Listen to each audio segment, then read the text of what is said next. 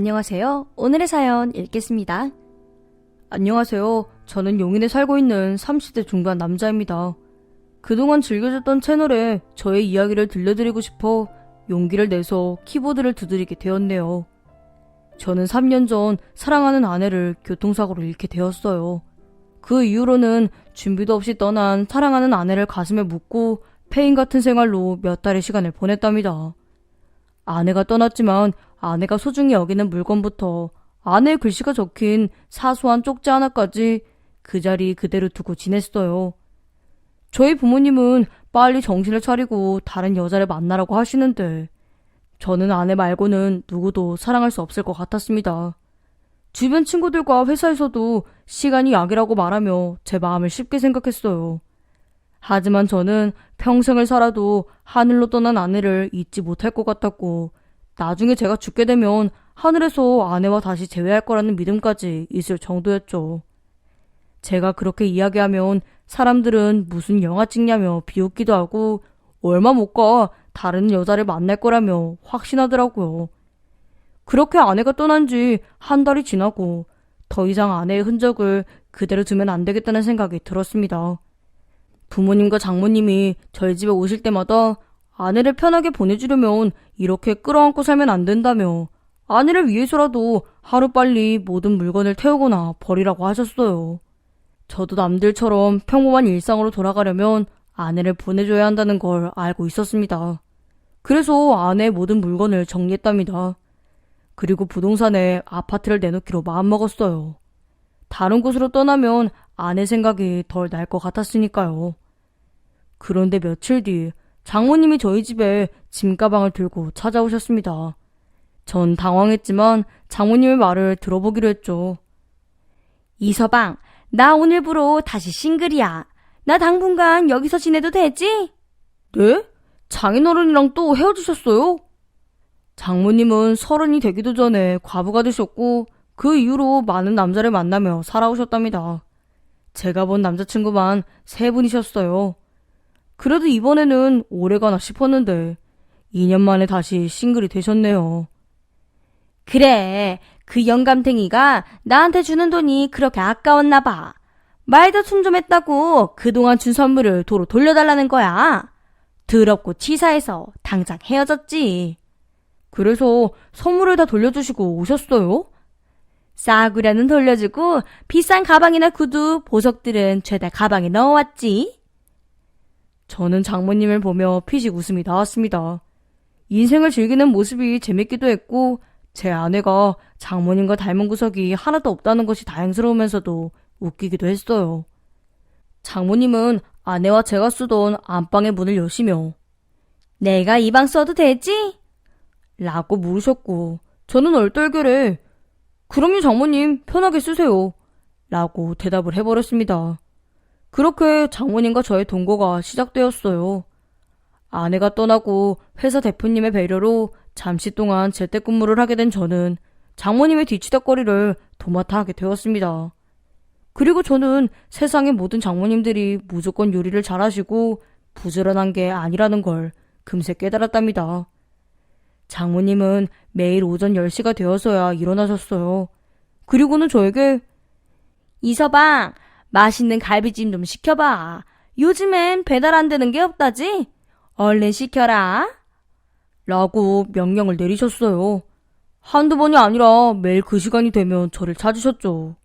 그럼 저는 장모님께 맛있는 음식을 시켜드렸답니다. 그런데 아무리 생각해도 장모님이 잠을 너무 많이 주무시는 것 같아서 장모님, 혹시 몸이 어디 안 좋으신 거 아니에요? 무슨 잠을 그렇게 오래 주무세요? 라고 여쭈어봤더니 이서방, 미인은 잠이 많다네. 난 건강하니 쓸데없는 걱정 말고 장모한테 용돈이나 좀 줘보는 게 어떻겠나? 라면서 저에게 한 손을 내미시는 겁니다. 전 부랴부랴 지갑에서 현금을 꺼내 드렸어요.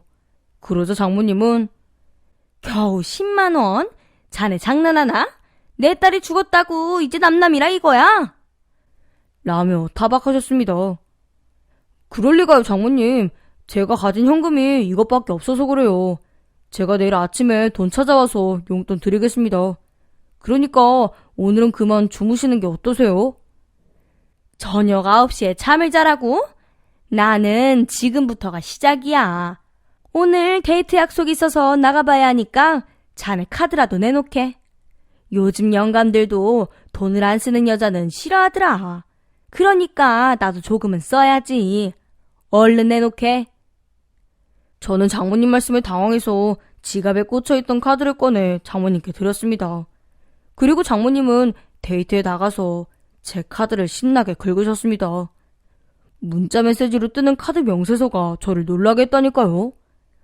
어디서 비싼 술을 드셨는지 70만 원을 결제하셨더라고요.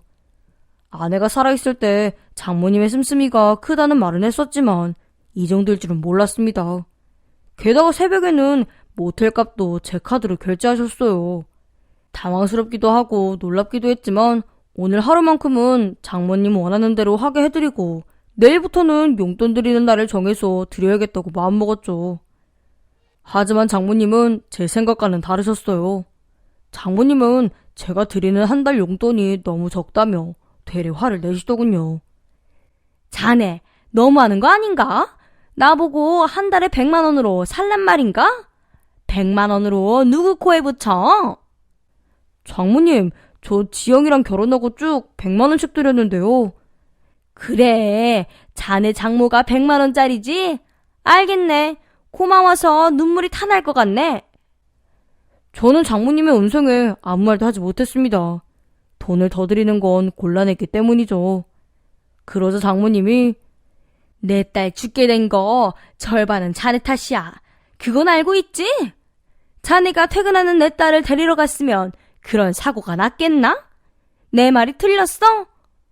라고 호통을 치셨어요. 그 순간 저는 아내의 죽음이 떠올라 눈물이 새어 나왔습니다. 죄책감에 벗어난 줄 알았는데 장모님의 말씀을 다시 들으니 아내의 죽음은 모두 제 탓이라는 생각이 들었어요. 맞습니다, 장모님.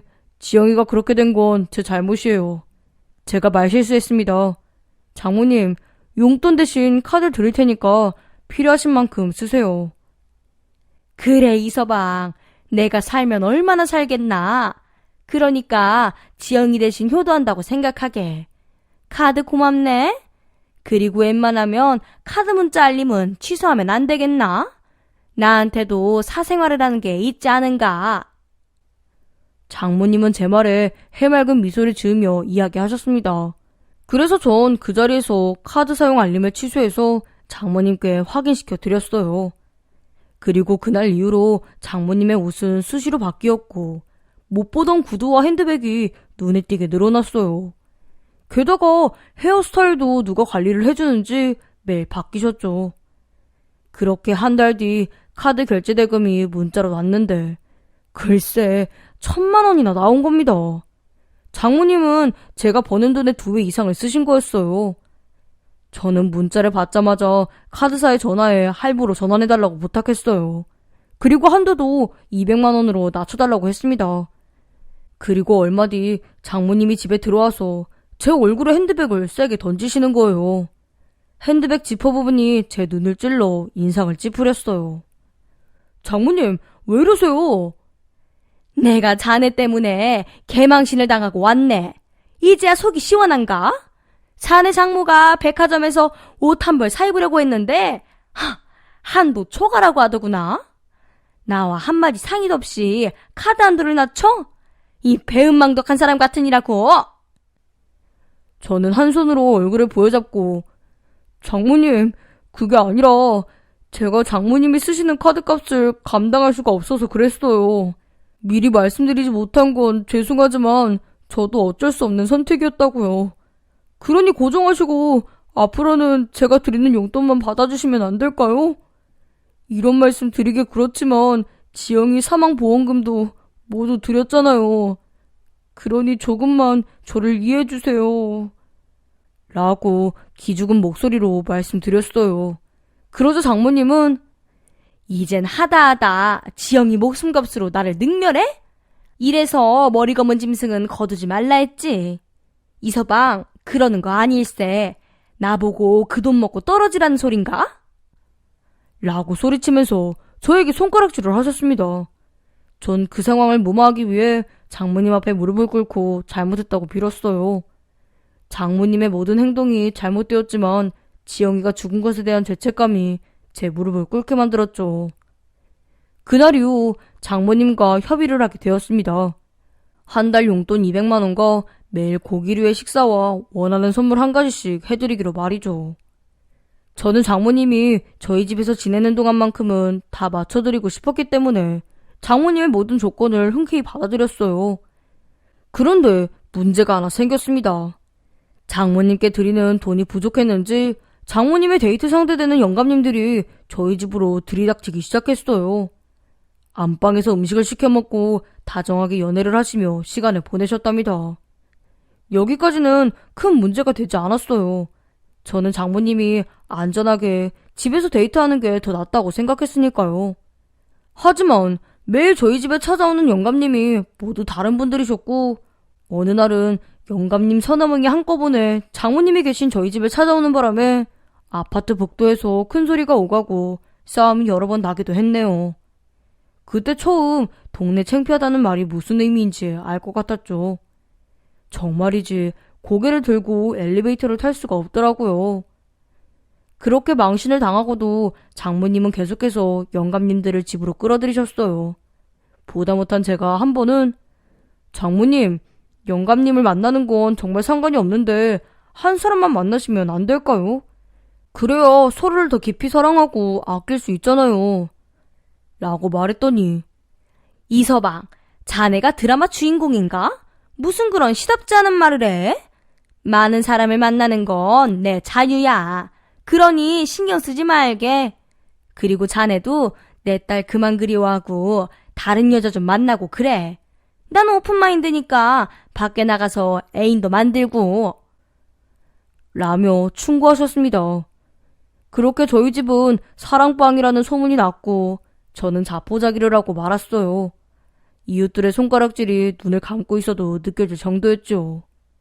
그런데 세상의 모든 만물들은 변화하는 게 맞나 봅니다. 어찌된 일인지 며칠부터 영감님들의 발길이 뚝 끊겼어요. 정말 아무런 예고도 없이 말이죠. 장모님께 왜 이렇게 되었냐고 묻고 싶었지만 장모님의 그늘진 얼굴을 보고 이내 포기했습니다. 장모님은 그렇게 몇 주간 쇼핑도 안 하시고 외출도 하지 않으셨어요.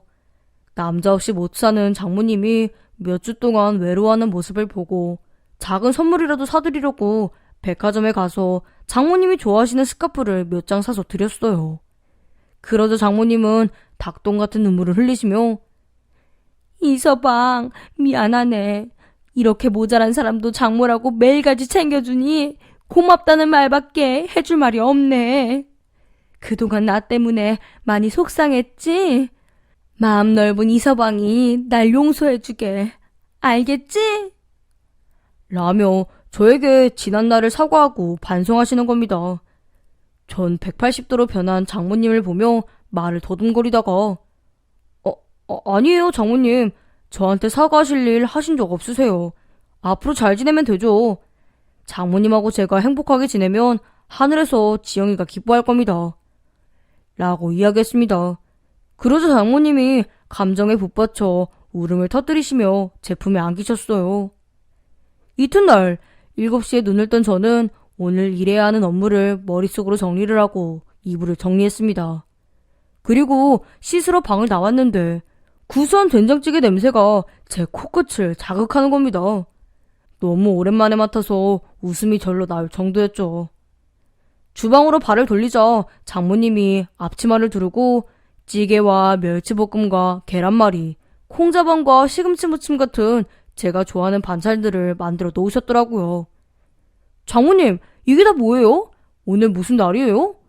이야, 모두 제가 좋아하는 반찬들이에요. 그동안 무심했던 장모는 잊으시게. 앞으로 내가 자네 삼시세끼를 책임지도록 할 테니 말이야. 몸이 건강해야 일도 잘 되는 게 아닌가? 그러니 자네는 맛있게 먹고 일이나 열심히 하게. 앞으로는 내 용돈도 많이 필요 없네. 반찬값이나 조금 챙겨줘. 라고 말씀하시는데 제가 알고 있던 장모님이 맞나 싶을 정도로 상냥하고 친절한 말투로 변하셨어요. 어쨌든 좋은 변화이니 저는 장모님의 요리를 맛있게 먹었습니다. 정말 오랜만에 맛보는 집밥이었어요. 아내가 살아있을 때도 맞벌이를 하느라 대부분 사 먹거나 시켜 먹는 게 일상이었거든요. 장모님이 변하신 덕분에 전 마음 편하게 방에서 회사 일을 했고, 장모님은 그동안 청소와 빨래를 하셨습니다. 제가 나중에 할 테니 편히 쉬시라고 말해봐도 장모님은 가만히 있는 것보다 움직이는 게 건강에 좋다며 즐거운 얼굴로 집안일을 하셨어요. 게다가 그날 점심에는 삼계탕을 끓여주셨네요. 전 너무 좋아서 닭고기를 손으로 집어서 팍팍 먹었답니다. 장모님은 제가 맛있게 먹는 모습을 보시고는 엄마 미소를 지으셨어요. 전에는 장모님에게서 볼 수 없던 모습이었죠. 이대로라면 장모님과의 동거가 좀 오래 걸려도 괜찮을 것 같았습니다. 그렇게 저와 장모님은 늦은 밤 맥주도 한 잔씩 하는 사이가 되었어요. 그때마다 장모님이 주로 하시는 말씀은 이랬습니다. 자네가 내 딸을 잊지 않는 건 고맙지만 어서 좋은 짝을 만나면 좋겠네. 그때가 되면 나는 사라질 테니 걱정 말어. 그런 말씀을 들으면 저는 장모님, 시간이 해결해 주겠죠. 아직은 아니에요. 지영이가 아직 제 가슴에서 나가려고 하지 않아요. 저도 싫지 않고요. 이렇게 그리워하다 보면 저도 모르게 지영이를 잊지 않을까요? 그런 생각을 하면 벌써부터 지영이에게 미안한 마음이 들어요. 라고 답하며 아직 아내를 잊지 못하고 있다는 제 마음을 고백했답니다. 장모님은 그런 제 말을 들으시고는 내가 자네 같은 남자를 만났어야 했는데 내 팔자에는 죄다 썩어 빠진 논팽이들밖에 없었어. 어떻게든 그 짓 하려는 목적으로 다가왔지. 나에게도 자네처럼 순수하고 영원한 사랑이 찾아오면 얼마나 좋을지 모르겠네. 내 딸은 세상에 없지만 누구보다 부럽구만. 지영이가 결혼 하나는 정말 잘했어. 그리고 지혜미를 참지 않아서 다행이고 말이야. 라고 속 이야기를 꺼내며 자책과 실망을 하셨고 저와 함께 지영이를 그리워했어요. 그렇게 저와 장모님은 자주 술을 마시며 더 돈독하고 다정하고 사이좋은 장서지간이 되었답니다. 거실에서 드라마를 보며 못된 역할을 맡은 배우를 함께 욕하기도 하고 밥을 먹고 쌓여있는 그릇과 냄비를 같이 설거지하기도 했어요. 게다가 저는 부모님께도 거의 못해드린 어깨 안마와 다리 안마를 장모님께 해드렸습니다. 장모님은 제가 몸을 주무를 때마다 아이고 시원해. 이서방 약손이네. 그래 거기 좀 더 세게. 아이고 좋다. 온몸이 풀리네. 라며 호응을 해주셨어요. 그날 밤 장모님과 저는 여느 때처럼 맥주를 마셨습니다. 그런데 그날따라 장모님이 시원하다며 맥주를 연거푸 들이켜시는 거예요. 저는 말리려고 해봤지만 워낙 술을 좋아하시는 분이셨기에 그냥 즐기시게 내버려 두었습니다. 시간은 어느새 자정이 되었고 각자의 방으로 들어가서 잠이 들었어요. 그런데 몇 시간이 지나자 과물한 저에게 두통이 찾아왔고 몸을 뒤틀며 앓는 소리를 냈습니다. 그러다 제 손끝에 무언가 스친 기분이 들었어요. 이불이라고 하기엔 너무 매끄러웠죠. 좋지 않은 기분에 눈을 떴는데 사람의 실루엣이 보이더군요. 저는 손가락으로 눈을 비벼 제 옆에 있는 걸 확인하려고 했습니다. 그리고 정신이 든 저는 너무 놀라 소리를 지르고 말았어요. 제 옆에 누워있는 건 다름 아닌 장모님이었으니까요. 장서지간이 아무리 친하다고 한들 한 침대에서 자는 건 말이 안 되잖아요. 소스라치게 놀란 저는 장모님, 여기서 뭐 하시는 거예요? 라고 소리쳤고 장모님은 웅얼웅얼 거리다가 비틀거리며 제 방에서 나가셨어요. 전 너무 놀란 나머지 다시 잠들지 못했고 뜬 눈으로 밤을 지새웠답니다. 다음날 저는 장모님이 차려주신 아침을 먹으며 어색하게 마주하고 있었는데 장모님은 어제 일이 기억나지 않는 눈치였어요. 그런데 장모님이 입으로 젓가락을 쪽 빨고는 밥을 뜬 제 수저 위에 반찬을 얹어주시는 겁니다. 순간 저는 소름이 끼쳤어요. 뭔가 이상하고 잘못되었다는 생각이 들었죠. 하지만 제가 장모님의 행동에 화를 내면 안 될 것 같아 아무렇지 않게 미소를 지으며 장모님이 제 밥에 얹어준 반찬을 억지로 꾸역꾸역 씹어 삼켰습니다. 그리고 생각했어요. 장모님이 아무리 남자 없이 사신다고 한들 설마 사위인 저에게 마음을 두실 리가 없다고 말이죠. 제 방에 들어온 장모님은 실수를 하신 거고 얼굴을 마주할 때마다 억지 눈웃음을 짓는 것은 모두 저와 잘 지내보려는 노력이라고 판단했죠. 하지만 제 발걸음은 마음과는 달랐나 봅니다. 제 두 다리는 전재상가를 찾았고 어둠 속에서도 적외선 촬영이 가능한 고화질 소형 CCTV를 구매하고 집으로 돌아왔어요. 장모님이 주방에서 분주하실 때 CCTV를 제 방 천장에 설치했습니다. 그리고 속으로 빌었어요. 제발 아무것도 찍히지 말라고 말이죠. 그날도 여전히 장모님은 저에게 친절하고 자상하셨어요. 삼시세끼를 모두 차려주시고 집안일도 모두 해주셔서 회사 일을 편하게 할 수 있었죠. 저는 매일 늦은 시간까지 일을 하다 보니 새벽 시간만 되면 출출해서 주방을 기웃거렸어요. 장모님은 성격이 변하시고 나서는 일찍 주무셨는데 그날은 주방 식탁에 앉아서 홀로 소주를 마시고 계셨답니다. 전 발걸음을 돌리고 싶었지만 장모님과 눈을 마주쳐서 어쩔 수 없이 부엌으로 걸어갔어요. 이서방, 출출하지? 매일 이 시간만 되면 먹을 거 찾으러 나오더라. 오늘은 내가 자네를 위해서 야식 좀 만들어봤어. 여기 수육이랑 부추전 좀 먹어봐. 감사합니다, 장모님. 안 그래도 너무 배고파서 잠이 오지 않았거든요. 라면 끓여 먹을 생각이었는데 이렇게 준비해 주시다니 오늘 횡재했네요. 이 부추가 말이야, 남자에게 그렇게 좋다며? 자네는 쓸데도 없는데 어떡하나? 장모님의 소름 끼치는 말에 저는 억지 미소를 지으며 장모님은 농담도 잘하세요. 그러고 보니 벌써 술을 몇 병 비우셨는데요. 장모님, 저 혼자 먹고 치울 테니 들어가셔서 좀 누우세요. 라고 말했지만 장모님은 자리를 떠날 생각이 없으신 것 같았어요. 게다가 한술 더 또 제 술잔에 소주를 가득 태워주시며 어서 마시라고 보채시기 바쁘셨지요. 자기와 템포를 맞춰야 한다면서 말이에요. 저는 그렇게 소주 여러 병을 단시간에 마셔서 취기가 금세 올라오고 졸음이 몰려왔어요. 저와 주량이 비슷한 장모님은 하나도 취하지 않으신 것 같았고요. 장모님, 제가 너무 취해서 졸리네요. 저 먼저 들어갈게요. 그래, 이서방. 좋은 꿈 꾸고 푹 자게. 저는 방문을 열고 침대에 쓰러지다시피 누웠습니다. 게다가 눕자마자 깊은 잠에 빠져버렸죠. 정말 오랜만에 숙면을 하는 기분이었어요. 하지만 30분이 지났을 무렵 급하게 마려운 소변이 저의 단잠을 깨웠습니다. 눈을 슬며시 떴는데 제 옆에 장모님이 저를 보고 옆으로 누워 계신 겁니다. 전 다시 눈을 감았어요. 제발 이 순간이 꿈이길 바랬죠. 다시 눈을 뜨자 장모님의 입술이 제 눈앞에 와 있더군요. 저는 그 모습을 보자마자 가위에 눌린 것처럼 온몸이 경직되었어요. 반항을 하거나 소리를 쳐야 하는데 아무것도 하지 못했습니다. 이윽고 장모님의 손이 제 뺨에 닿자 저도 모르게 용기가 나서 고개를 뒤로 뺐습니다.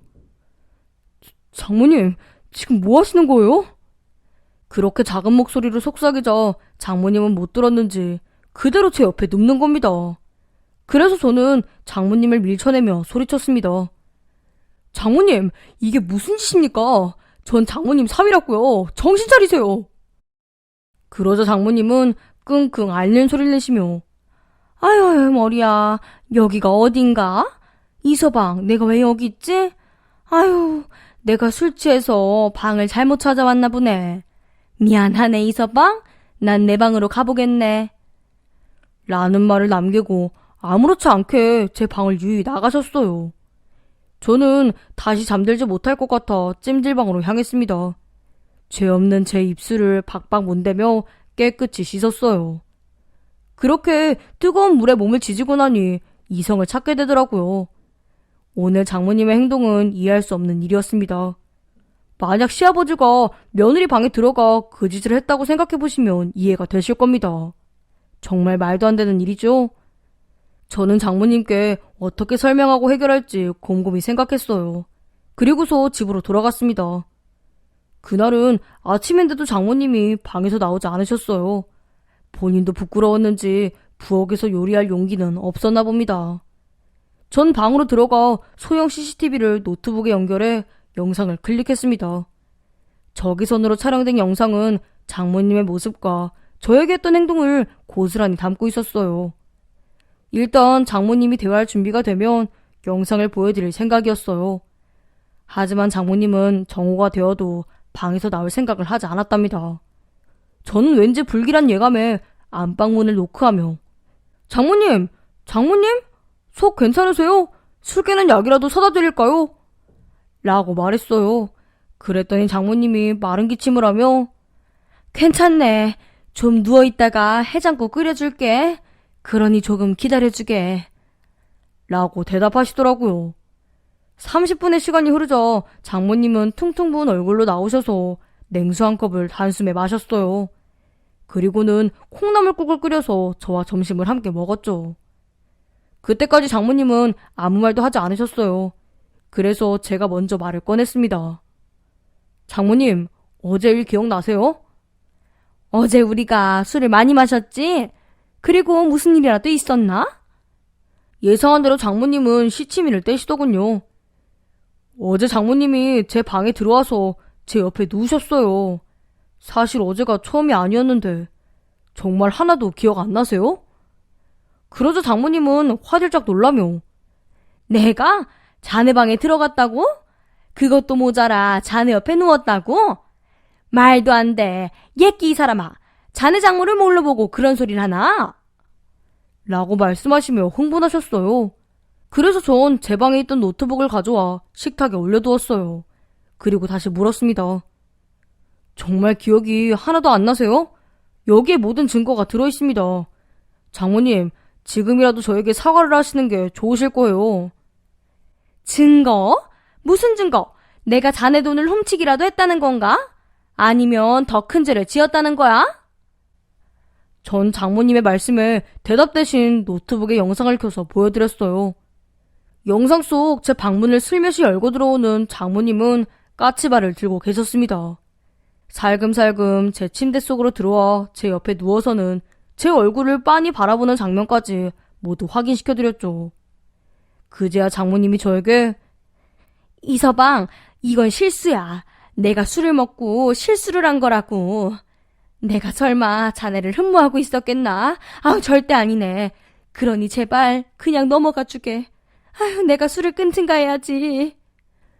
라며 사과 같지 않은 사과를 하셨어요. 장모님, 이건 이렇게 쉽게 넘겨버릴 작은 실수가 아니에요. 장모님이 많은 남자를 만난 건 알겠는데 그렇다고 저한테까지 이러실 줄은 몰랐어요. 술김에 그러셨다는 말도 못 믿겠어요.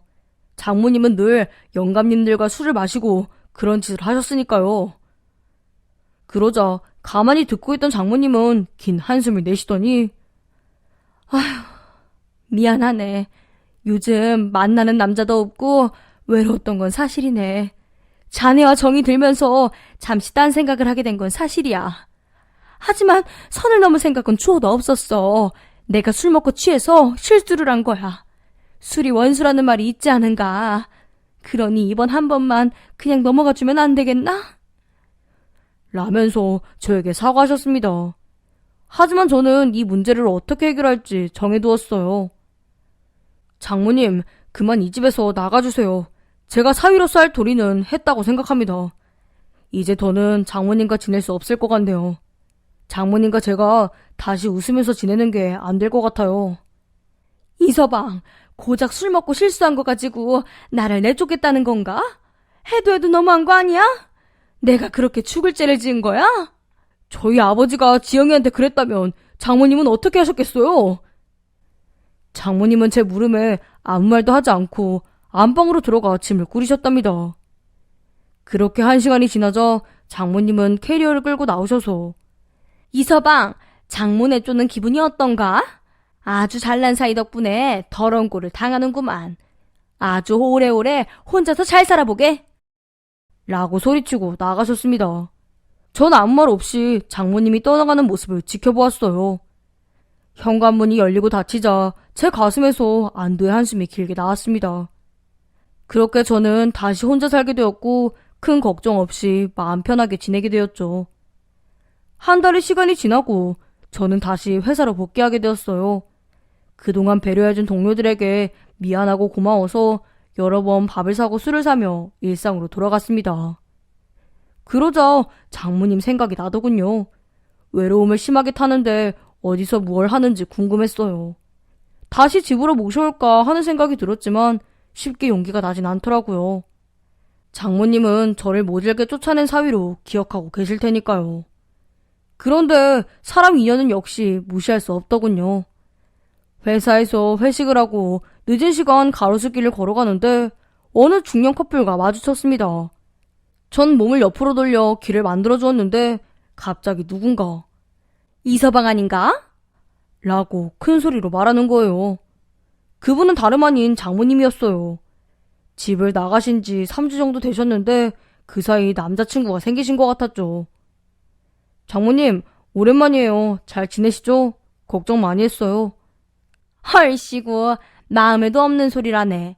자네 옷차림을 보아하니 다시 회사에 다니는 것 같구만. 그래서 말인데 나한테 용돈 좀 주지 않겠나? 하나밖에 없는 장모 내쫓았으면 그 정도는 해줄 수 있지? 장모님의 말에 헛웃음이 나왔습니다. 제 밥그릇에 반찬을 올려주시며 억지 눈웃음을 짓던 장모님의 모습보다 지금의 모습이 훨씬 낫다는 생각이 들더라고요. 저는 그 자리에서 지갑을 꺼내 50만 원을 드렸답니다. 그랬더니 장모님은 겨우 이게 다야? 돈 좀 가지고 다니게나. 안 되겠네. 아예 내가 계좌번호를 적어줄 테니까 매달 용돈 좀 붙여주게. 라며 메모지를 꺼내 계좌번호를 적어주시더군요. 저는 알겠다고 대답했고 영감님과 데이트 잘하시라고 인사드렸죠. 그리고 잠시였지만 장모님을 다시 모시고 살 생각은 쏙 들어가고 말았습니다. 장모님은 지금처럼 자유분방한 모습으로 평생 사시는 게 저랑 사는 것보다 훨씬 나을 거란 확신이 들더라고요. 그리고 장모님은 저와 아무 일도 없었던 것처럼 손을 흔들며 가셨답니다. 그날 이후 저는 장모님께 매달은 아니고 가끔 용돈을 붙여드리는 걸로 안부 인사를 대신 전하고 있습니다. 글을 쓰다 보니 장모님과 단둘이 종거를 했던 그 짧은 시간이 저에겐 정말 황당하고 충격적이었네요. 저의 사연은 여기까지입니다. 지금까지 제 이야기를 들어주셔서 감사합니다. 안녕하세요. 저는 시골에서 농사를 짓고 있는 40대 후반의 남자입니다. 시골 남자들이 장가가기 힘든 건 다들 알고 계시죠? 몇 년 전 저에게 있었던 정말 속이 뒤집어지는 일을 이야기하려고 사연을 보내봅니다. 시골에서 나고 자란 저는 외모도 촌놈이라고 불릴 만큼 볼품없이 생겼어요. 피부도 새까맣고 얼굴도 못생겼죠. 게다가 키는 160이 조금 넘는 작은 키를 가지고 있어서 그야말로 추남이었습니다. 그래서 나이 많이 되도록 여자를 한 번도 못 사귀어 본 불쌍한 신세였어요. 저희 마을에 있는 동갑내기 친구들은 진작에 결혼을 하고 아이들까지 여럿 낳고 잘 살더군요. 그 모습을 보면 얼마나 부럽던지 운명 같은 여자가 저를 찾아오기만을 바보처럼 기다리기만 했네요. 저희 부모님은 외국인 며느리라도 빨리 드리는 게 어떻겠냐고 하셨는데 저는 한국 여자와 결혼을 하고 싶었어요. 평생 함께 살 사람인데 말은 통해야 한다고 생각했기 때문이죠. 동네에는 저를 안타깝게 보는 친구가 하나 있었습니다. 현수라는 친구였는데 아내가 엄청 미인이었어요. 현수 외모도 출중했기 때문에 가능한 일이었습니다. 현수는 아이를 낳는 걸 싫다며 아내와 둘이서 매일 깨를 볶는 신혼처럼 살고 있었지요. 게다가 현수의 농장은 제가 가지고 있는 농장의 4배 정도는 컸답니다. 그래서 벌어들이는 돈이 많아 젊었을 때부터 여자들이 줄을 서서 현수를 만났어요. 물론 훤칠한 외모가 한몫했죠. 제가 봐도 시골에서 썩기 아까운 인물이었으니까요. 현수는 마흔이 되던 해에 선을 보게 해주겠다며 저를 데리고 머나먼 서울을 향했습니다. 그 여자는 볼링 카페에서 알게 되었는데 사진으로 보니 미모도 괜찮고 시골에서 사는 걸 긍정적으로 생각하는 것 같아 저를 위해 선자리를 제안했다고 말했어요. 그리고 현수가 미리 언지를 해주었는데 저와 선해보는 여자의 집안 사정이 많이 어렵다고 하더군요. 그래서 돈 많은 신랑감을 찾는다고 솔직하게 말했답니다. 저는 그 말을 듣고는 뒤에서 호박씨 까는 여자보다는 이렇게 솔직한 게 낫다고 생각했습니다. 게다가 저는 농부 중에서도 잘 버는 축에 껴있었죠. 하우스 수박으로 매년 대박을 터뜨리는 농부였으니까요. 사람들은 양복 입고 다니는 사람들이 돈을 잘 벌 거라고 생각하는데 저희 농부가 훨씬 벌이가 좋답니다. 어쨌든 현수를 따라 서울에 가서 선을 보게 되었어요. 주선자인 현수와 저, 그리고 아리따운 여자분이 한 테이블에 앉아 식사를 하게 되었지요. 저는 외모 콤플렉스가 너무 심하고 여자를 만나본 적도 없었기 때문에 준비했던 질문을 입 밖으로 꺼내지도 못했답니다. 보다 못한 현수가 광수봐, 너무 말이 없다. 숙녀 모셔두고 이게 뭐 하는 거야? 안 되겠다. 내가 자리 비켜줄 테니까 둘이 알아서 잘해봐. 라고 말하며 밖으로 나갔어요. 저는 용기를 내서 여자분께 첫 질문을 건넸습니다. 성함이 어떻게 되시죠? 아름이에요. 조아름. 저는 무슨 말을 해야 할지 몰라 그냥 생각나는 대로 말했어요. 와, 이름도 서울 여자 같으시네요. 하하하하. 어이없는 제 말에 아름씨는 피식 웃어주었어요. 그럼 오빠 시골에서 쭉 살아온 거예요? 난생 처음 듣는 오빠 소리에 저도 모르게 한박 웃음을 지으며 네, 저 완전 촌놈이에요. 오늘 서울도 처음 와봤어요. 라고 말했더니 아름씨는 궁금한 게 있다며 저에게 질문을 했습니다. 그럼 오빠가 농사 짓는 땅은 얼마나 돼요? 품목은 뭐고요? 한 달에 얼마나 벌어요? 전 속으로 그럼 그렇지라고 생각했어요. 아무리 돈 많은 남자를 찾는다고 해도 처음 만난 자리에서 한 달에 얼마나 버냐고 묻는 건 정말 실례라고 생각했습니다. 그래서 저는 좀 화가 나서 퉁명스럽게 대답했어요. 그게 궁금해요? 땅은 1000평 정도 되고요. 하우스 농사로 수박을 키우고 있어요. 그리고 우리 같은 농부는 농사 짓고 농작물을 팔아야 돈을 벌어요. 그래서 월급은 모르겠네요. 1년으로 대충 따지자면 좋기 몇 억은 될 거예요. 그랬더니 여자의 눈이 커지며 와, 대단하네요. 그럼 결혼하면 시골에서 살아야겠죠? 주말에는 서울에 놀러가도 되나요? 라며 정 떨어지는 소리를 하더군요. 댁하고 결혼할 일 없으니까 상상은 그만하세요. 아무리 선이지만 너무 노골적으로 돈 이야기를 하시니 기분이 좀 그렇네요. 어쨌든 오늘 만나면 반가웠습니다. 조심히 들어가세요. 그러자 아름씨는 오빠 귀엽다. 아니 선자리에서 그런 것도 못 물어봐요? 까칠하시네. 미안해요. 라고 사과를 했어요. 단순한 저는 그 말 한마디에 다시 자리에 앉았답니다. 그리고 퉁명스럽게 말했어요. 또 궁금한 거 있으면 물어보세요. 다 대답해 드릴게요. 그러자 아름씨가 제 볼을 꼬집으며 귀엽네. 삐친 것도 귀여워. 난 오빠처럼 작고 귀여운 남자가 좋아요. 라며 콧소리를 내는 겁니다. 여자의 손길이 처음이었던 저는 바로 화가 풀렸고 기분이 좋아졌어요. 제가 귀여워요? 그런 말은 또 처음 들어보네요. 아름씨야말로 정말로 고우십니다. 어떻게 피부가 그렇게 하얘요? 그렇게 우리 두 사람은 서로의 칭찬을 하며 점점 가까워졌답니다. 그리고 아름씨가 저에게 큰 고민이 있다며 말을 꺼냈어요. 내가 오빠한테 시집가면 우리 엄마 책임질 수 있으세요? 다달이 생활비 드릴 수 있어요? 제가 생긴 건 도시적이어도 가난한 집에 태어나서 고생이란 고생은 다 하면서 살았거든요. 순간 이 여자다 싶은 마음이 들었어요. 그래서 저는 흥분한 듯 큰 목소리로 당연히 책임을 져야죠. 아름씨 어머니면 저한테도 어머니 아닙니까? 걱정하지 마시고 저한테 시집 오세요. 라고 저도 모르게 프로포즈를 하고 말았습니다. 웃음이 터진 아름씨는 아까는 저랑 다시 볼 일 없다면서요. 지금은 결혼을 하자고요? 라고 물었습니다. 제가 잠시 미쳤었나 봅니다. 선자리에서 당연히 오갈 수 있는 질문인데 제가 속이 좁았어요. 사과할게요, 아름씨. 처음 보자마자 결혼을 결정해요? 다른 여자들 만나보고 저울질해보고 결정해도 안 늦어요. 아니, 난 아름씨 당신하고 결혼하겠습니다.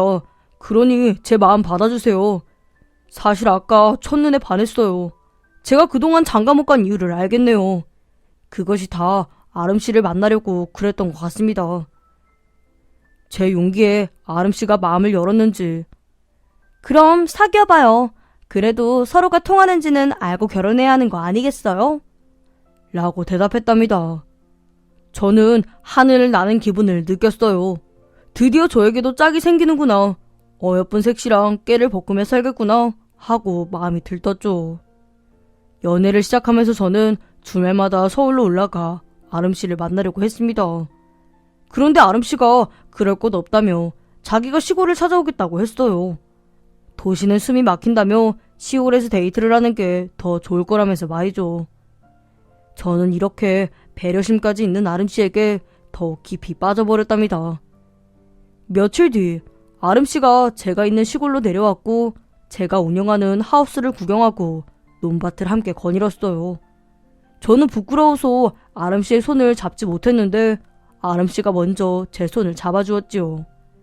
정말 어릴 적 재롱잔치 때 여자의 손을 잡아본 이후론 처음이었던 것 같았답니다.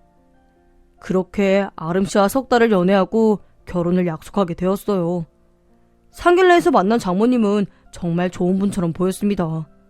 아무것도 바랄 게 없다며 아름씨만 행복하게 해주면 된다는 말씀만 남기셨어요. 저희 부모님도 아름씨를 며느리로 받아들여 절대 고생시키지 않겠다고 하셨고요. 게다가 결혼 전 장모님께 작지만 좋은 아파트를 선물로 드렸어요. 매달 생활비와 용돈을 드리기로 약속도 했고요. 그렇게 저와 아름씨는 시골에서 약소하게 결혼식을 올렸습니다. 그리고 저희는 제주도로 신혼여행을 떠났어요. 그렇게 기다리고 기다리던 첫날 밤이 왔습니다. 저는 수총각이었기 때문에 어떻게 해야 할지 몰라 어설프게 아내를 안았어요. 하지만 곧 본능이 시키는 대로 따랐고 저는 천국을 보고야 말았답니다. 아내가 된 아름씨와 얼마나 많은 사랑을 나누었는지 다음날 저희 부부는 저녁까지 늦잠을 잤어요. 신혼여행에서 돌아온 저희는 제가 혼자 살던 집을 리모델링해서 신혼집을 꾸렸습니다. 혼자 산 집이긴 하지만 50평이 넘는 단독주택이라 아내는 이렇게 넓은 집은 처음 와본다면서 앞으로 신혼생활이 기대된다고 기뻐했습니다. 저는 아내에게 일을 시키지 않았어요. 장모님과 한 약속이 있었기 때문에 손에 물 묻히는 일이 없도록 하기로 했죠. 아내는 집에서 TV를 보거나 매니큐어를 바르면서 시간을 보냈고 특별히 뭔가 하지는 않았어요. 그래서 저는 아내에게 읍내로 나가 놀다 오라고 카드를 건네주었습니다. 그런데 아내는 제가 생각한 금액보다 훨씬 많이 카드를 긁고 다녔어요. 아내에게 한 소리 할까 했지만 신혼이고 하니 모든 걸 이해해줘야겠다는 생각이 들어 그냥 내버려 두었지요. 아내는 이튿날에도 신나게 제 카드를 긁고 다녔습니다. 그리고 아내는 주말마다 장모님을 뵙고 와도 되냐고 물었어요. 친구들도 만나고 싶고 시골에만 있으니 답답하다면서 말이죠. 그래서 저는 다녀와. 서울 가서 장모님께 맛있는 것도 사드리고 친구들과도 재밌게 놀고 경비는 내가 준 카드로 해결해 라고 말해주었죠. 제 말에 아내는 주말마다 서울에 가서 하룻밤을 자고 돌아왔습니다. 그렇게 완벽할 것 같은 제 결혼 생활에는 한 가지 문제가 있었는데요. 그건 바로 아내와의 잠자리였어요. 아내는 신혼여행을 다녀와서 본인에게는 손도 못 대게 하더군요.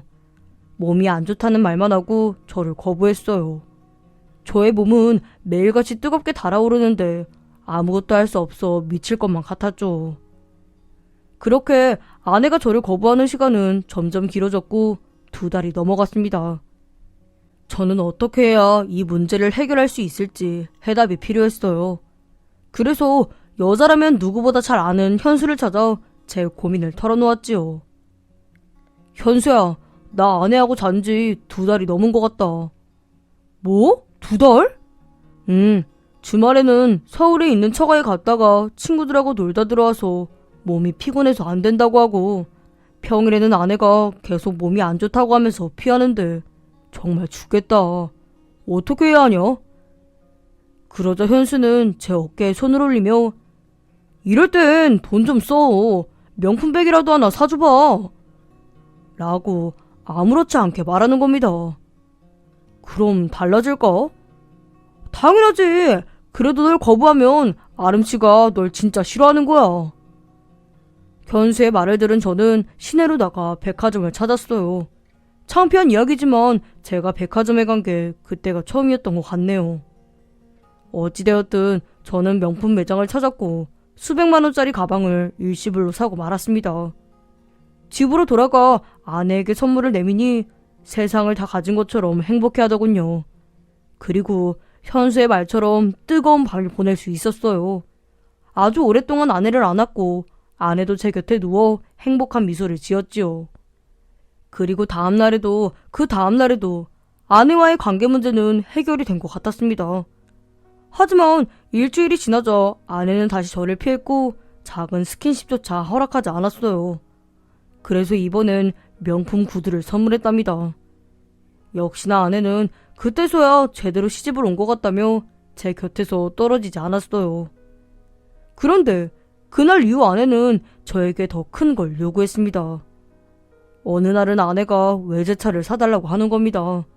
제가 있는 시골에서 외제차가 웬 말인가 싶어 그건 안 된다고 했죠. 하지만 아내는 포기하지 않고 매일같이 외제차를 사달라고 졸라댔어요. 결혼한 지 얼마 안 돼서 화를 내지 않으려고 했는데 저도 사람인지라 아내에게 화를 내고 말았습니다. 여보, 해도 너무하잖아. 내가 당신한테 잘 보이려고 이 정도 했으면 된 거 아니야? 앞으로 그런 거 더 사줄 수 있어. 하지만 외제차는 달라. 이런 시골에서 외제차가 어울리기나 해. 당신이 된장녀야? 그랬더니 아내는 된장녀? 차 한 대 뽑아달랬다고 된장녀라고? 사람을 뭘로 보는 거야? 게다가 이런 시골에서는 외제차 타지 말라는 법 있어? 그리고 그깟 가방이랑 구두 사줬다고 생색내는 거야? 됐어. 정말 더럽고 치사하다. 다 간둬! 라고 소리를 지르고 짐을 싸기 시작했어요. 저의 만류에도 눈 하나 깜짝하지 않고 집을 나가더군요. 저는 몇 시간 뒤에 아내가 돌아올 줄 알았습니다. 하지만 하루가 지나고 이틀이 지나도 아내는 돌아오지 않았습니다. 저는 다시 현수를 찾았어요. 도대체 어디까지 해줘야 하는지 묻고 싶었으니까요. 현수야, 우리 집사람 외제차 안 사준다고 가출했어. 나 아무래도 결혼 잘못한 것 같아. 돈을 밝혀도 너무 밝혀. 나 이혼해야 할까? 심각하네. 그런데 친구야, 냉정하게 말할게. 네 외모로 그런 여자 다시 못 만난다. 모든 것에는 대가가 따르는 거야. 외제차도 저렴한 거 많아. 그냥 차 한 대 뽑아주고 잘못했다고 빌어. 그게 네가 살 길이야. 사실 저도 알고는 있었어요. 지금 아내 정도의 여자를 다시 만나는 건 불가능에 가까웠으니까요. 그래서 아내에게 연락해 외제차를 뽑아주겠다고 했습니다. 그런데 아내는 다 필요 없다며 이혼하자고 하더군요. 자신을 된장녀 취급한 제가 더는 보고 싶지 않다고요. 미안해. 내가 잘못했어. 당신한테 막말한 거 사과할게. 그러니까 돌아와. 차도 사주고 당신이 바라는 거 다 해줄 테니까 날 버리지 마. 제발. 그럼 내 부탁 하나 더 들어줄래? 아내의 말에 덜컥 겁이 났습니다. 또 어떤 요구를 할지 감이 잡히지 않았어요. 그래, 말해봐. 뭔데? 우리 엄마 혼자 살잖아. 집도 너무 작고 몸도 안 좋으셔. 당신이 우리 엄마한테 노후자금으로 1억만 대주면 안 될까?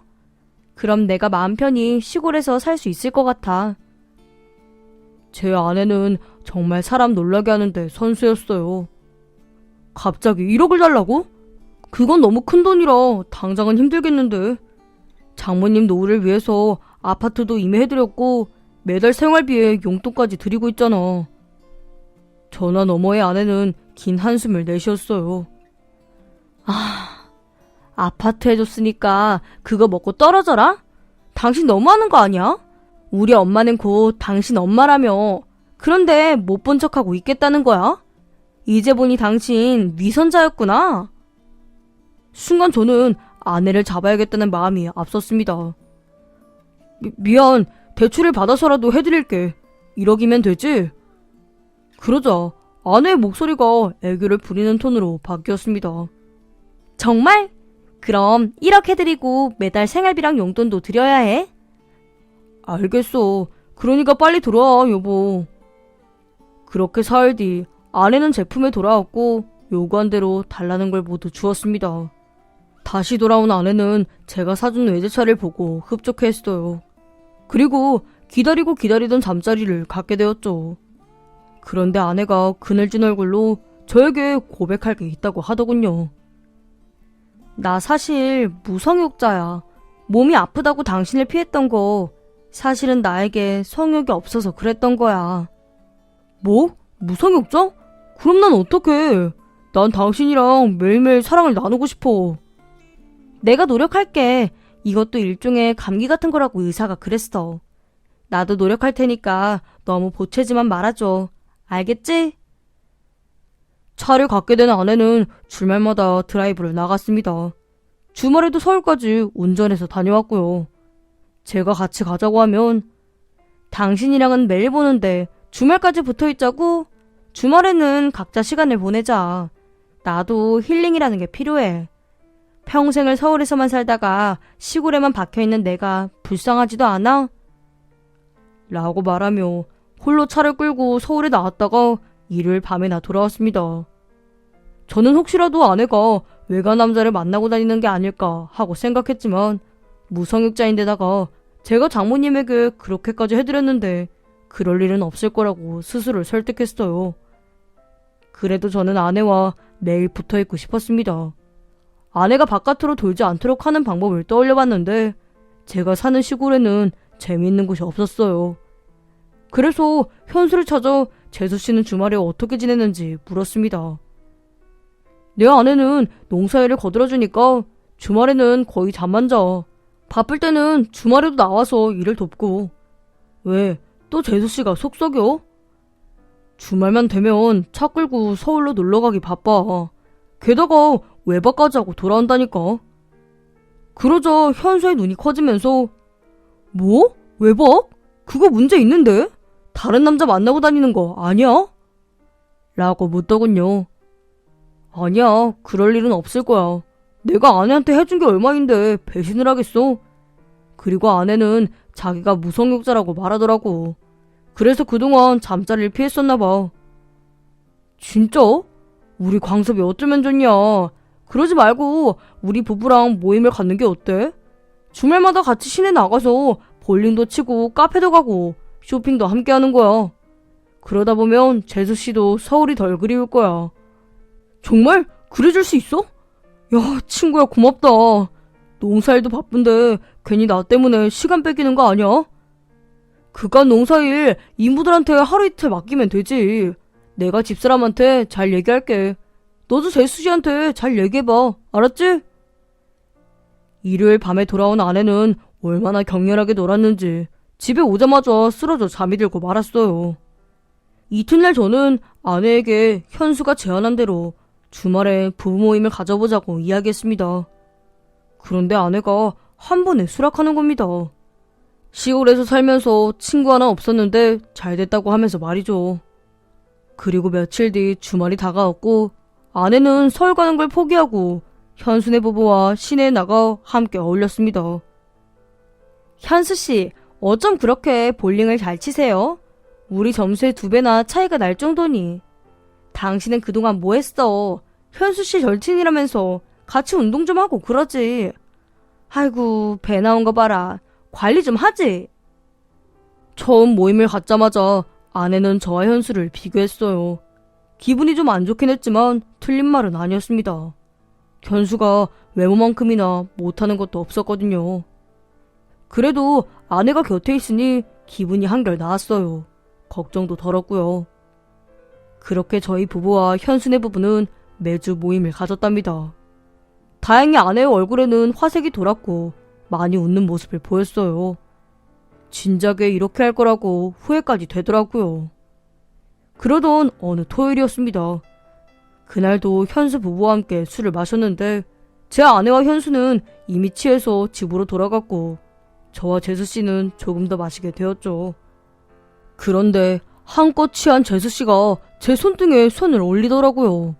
전 깜짝 놀라 재수씨, 왜 이러세요? 많이 취하셨네요. 이제 그만 집으로 돌아가셔야겠어요. 라고 말하며 자리에서 일어나려고 했습니다. 그러자 재수씨는 그러지 말고 오늘 밤은 저와 함께 있어주면 안 될까요? 어차피 저나 광섭씨나 배우자에게 잠자리를 거절당하는 건 마찬가지잖아요. 라고 대답했습니다. 전 현수에게 배신감을 느꼈어요. 현수가 별말을 다 했네요. 그런 말은 재수씨한테 하지 않을 줄 알고 고백한 건데. 그런데 현수가 재수씨를 거부한다고요? 재수씨처럼 고운 분을 왜... 그것도 신혼 초에나 그랬지. 시간이 지나면서 현수씨가 저를 피했어요. 뭐 그냥 그렇게만 알고 있어요. 어쨌든 제가 말씀드린 제안 어떠세요? 제가 지금 너무 외로워서 그러는데 오늘 밤 잠깐이라도 안아주시면 안 될까요? 이제 와서 하는 이야기지만 예전부터 광섭씨한테 호감을 느끼고 있었어요. 저는 얼굴이 새빨개진 채로 재수씨에게 말했습니다. 재수씨 같은 미인이 그런 제안을 하는데 흔들리지 않을 남자가 어디겠어요. 하지만 저는 현수와의 우정을 중요하게 생각하고 있고 지금의 아내를 무척이나 사랑합니다. 그래서 외도를 하고 싶진 않네요. 오늘 말씀은 못 들은 걸로 할 테니 앞으로도 저희와 자주 어울려주세요. 그렇게 재수씨를 설득해 집까지 바래다 드렸어요. 그리고 저는 다시 집으로 돌아갔고요. 일요일 아침이 되자 아내는 장모님이 아프시다며 불이 나게 집을 나섰습니다. 저는 걱정되는 마음으로 같이 가자고 했는데 크게 아픈 게 아니니 금방 다녀오겠다고 말을 남기고 홀로 떠나더군요. 저는 농장에 나가 해가 질 역까지 일했어요. 그리고 집으로 들어가 아내에게 전화를 걸었는데 여보, 엄마가 하루는 입원해야 한대. 아무래도 오늘은 못 내려가겠다. 내일 아침 일찍 내려가도록 할게. 미안해. 라고 말했어요. 그 말에 저는 장모님이 많이 걱정되더라고요. 미안하긴 장모님께 빨리 쾌차하시라고 전해드려. 당신이 힘들겠다. 같이 갈걸. 어쨌든 내일 내려와서 다시 이야기하자. 그렇게 전화를 끊자 몰려오는 잠을 피할 수 없었습니다. 몇 시간이 지나 갈증이 나서 깨어났는데 아내의 실루엣이 보였어요. 당신이야? 내일 온다더니 벌써 왔어? 눈을 비비고 아내를 다시 봤는데 저를 보고 서 있는 여자는 아내가 아닌 현수의 아내였습니다. 재수씨, 여기 왜 있어요? 무슨 일이에요? 재수씨는 입고 있던 셔츠의 단추를 하나씩 풀렀어요. 저는 너무 놀라 벌떡 일어나 재수씨의 행동을 말렸습니다. 어제 알아듣게 말했잖아요. 그런데 제 집까지 몰래 들어오신 거예요? 도대체 왜 그러세요? 한 번이면 돼요. 그럼 다 끝나요. 제발요, 광섭씨. 저는 고개를 가로저으며 재수씨에게 현수와의 문제는 현수랑 푸셔야죠. 친구 남편한테 이게 무슨 짓입니까? 제발 이러지 마세요. 전 재수씨를 재수씨로 좋아한다고요. 제발요. 제 말이 끝나자 재수씨가 갑자기 눈물을 터뜨렸습니다. 한참을 울고 난 재수씨는 휴지로 눈물을 닦고 코를 풀었어요. 그리고 저에게 고백할 게 있다고 하더군요. 이건 사람이 할 짓이 못 되네요. 사실대로 말할게요. 제 말 잘 들으세요. 지금 제 남편과 광섭씨 아내가 바람을 피우고 있어요. 둘이 사귀기 시작한 게 아마 부부 모임을 처음 가지고 난 다음부터였을 거예요. 저도 처음에는 설마 그런 일이 있겠어 하고 의심을 거두었지만 남편이 몰래 광섭씨 아내와 전화통화를 하는 걸 듣게 되었어요. 처음에 들었던 내용은 이랬어요. 광섭이 잠들었어. 그럼 지금 나와. 우리 아지트에서 보자. 그렇게 전화를 끊은 남편은 제가 잠들어 있는 줄 알고 옷을 주섬주섬 입더군요. 광섭씨도 저희 집 뒤편 하우스 옆에 숲을 지나면 작은 동굴이 있는 거 아시죠? 남편은 거기에서 광섭씨 아내를 만났어요. 둘은 서로 엉겨붙어서 그 짓거리를 하더군요. 그 두 사람 일주일에 두세 번은 동굴에서 그 짓거리를 하고 있더라고요. 그래서 저는 남편에게 모두 알고 있다고 말했고 이혼을 요구했어요. 그러자 남편은 안 그래도 말하려고 했는데 제가 알고 있어서 다행이라고 하는 거예요. 거기에다 저에게 또 다른 제안을 하더군요. 바로 광섭 씨요. 광섭 씨를 유혹해서 외도 증거를 남겨주면 위자료를 몇 배 더 주겠다고 했어요. 저는 어차피 이혼하려고 마음먹었기 때문에 큰 돈에 눈이 멀어버린 거죠. 남편은 오늘이 기회라고 일러주더군요. 광섭 씨의 집 현관 비밀번호까지 알려주면서 말이죠. 그래서 지금 광섭 씨와 제가 여기 단둘이 있게 된 거예요. 그런데 더는 못하겠네요. 광섭 씨한테는 정말 미안해요. 저는 재수 씨의 말을 믿지 못했어요. 제 아내가 돈을 밝히긴 해도 남자는 그렇지 않았다고 믿었으니까요. 거짓말이죠. 재수 씨가 저를 꼬시려고 하는 말이죠. 오늘 아내분이 엄마가 편찮다고 서울을 가셨죠? 제 남편이 광섭 씨 집 현관 비밀번호는 어떻게 알았을까요? 못 믿겠으면 직접 눈으로 확인해 보실래요? 저는 머릿속이 너무 복잡해져서 일단 재수 씨의 뒤를 따라 논길을 걷기 시작했어요. 너무 어두운 탓에 휴대폰에 손전등을 켜고 조심조심 걸어갔죠. 한참을 걷자 숲이 나왔고 재수 씨가 말한 작은 동굴 앞까지 다다랐습니다. 하지만 어두워서 아무것도 보이지 않았어요. 자, 일단 귀를 기울여 보세요. 뭐가 들리시나요? 그건 아내의 목소리였어요. 신음소리였죠. 이어서 현수의 굵직한 목소리가 들려오더군요. 그리고 잠시 후 아내와 현수의 실루엣까지 보였습니다. 누가 봐도 그 짓거리를 하는 중이라는 걸 알 만큼 잘 보였죠. 결국 무성육자라고 말한 아내의 말은 새빨간 거짓말이었어요. 이성을 잃은 저는 눈에 들어온 돌을 주워 동굴을 향해 던졌습니다. 하지만 불륜을 저지르는 인간 말종들은 아무것도 못 듣고 그 짓거리를 계속 하더군요. 저는 더 이상 참지 못하고 그들을 향해 다가가려고 했어요. 하지만 재수씨가 저를 강하게 말렸습니다. 지금 가시면 안 돼요.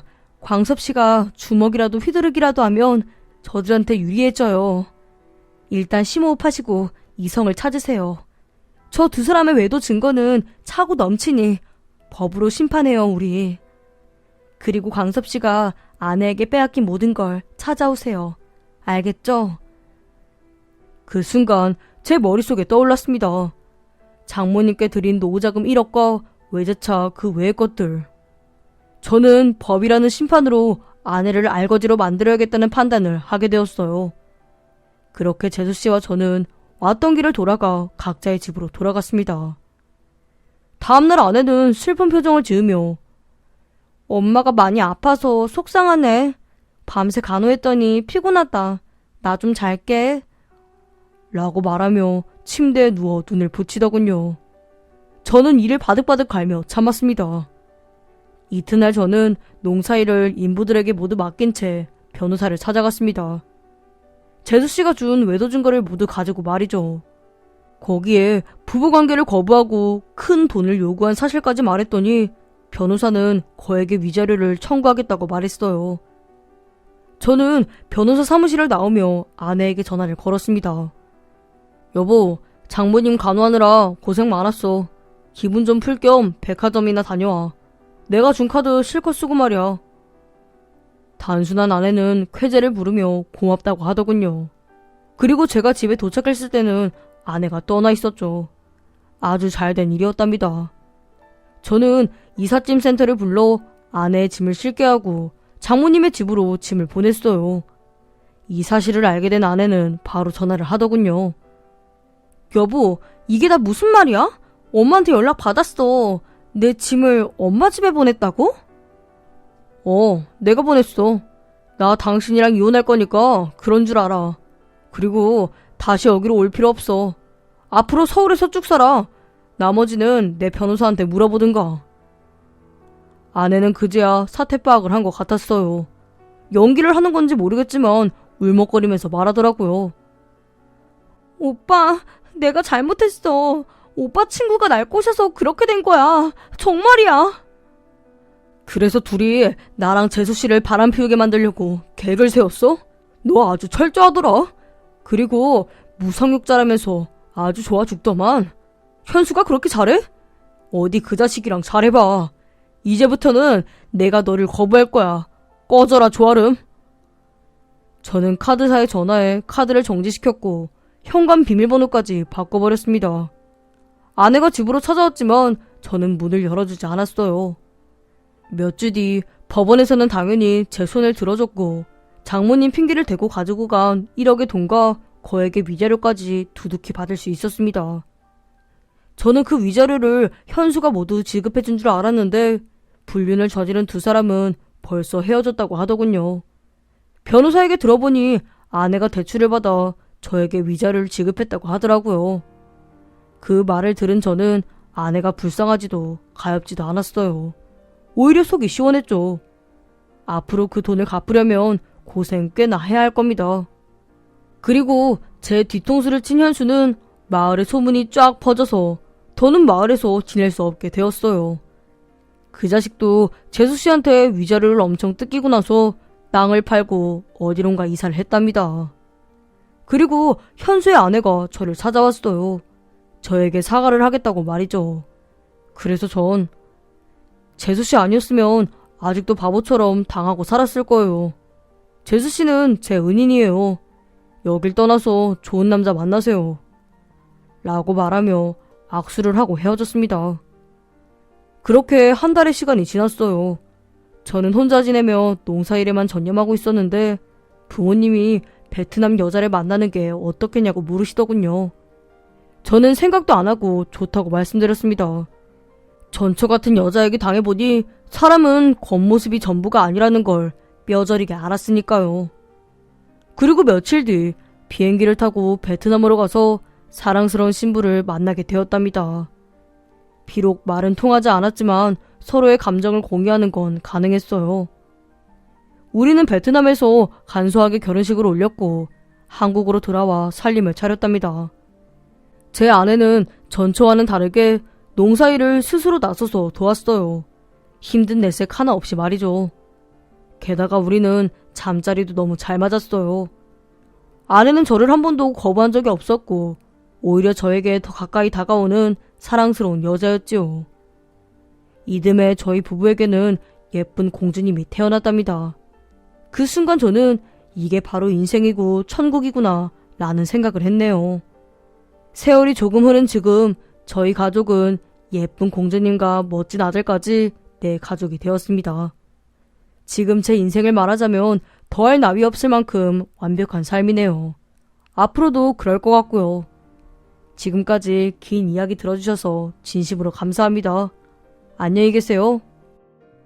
살면서 친한 친구 한 명쯤은 있으시죠? 저의 가장 친한 친구는 바로 제 아버지였습니다.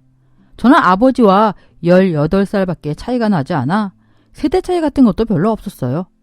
그리고 옛날 사람들은 다 무뚝뚝한 줄 알지만은 그렇지 않은 사람도 있다는 사실을 자랑하며 다니고 싶은 만큼 아버지는 자상하고 다정한 분이셨죠. 또 옛날 분들은 워낙에 일찍 장가를 가기도 하셨고 자손들을 많이 낳으셨잖아요. 저 역시도 사남매의 둘째로 태어났지만 형제들은 기억이 나지 않습니다.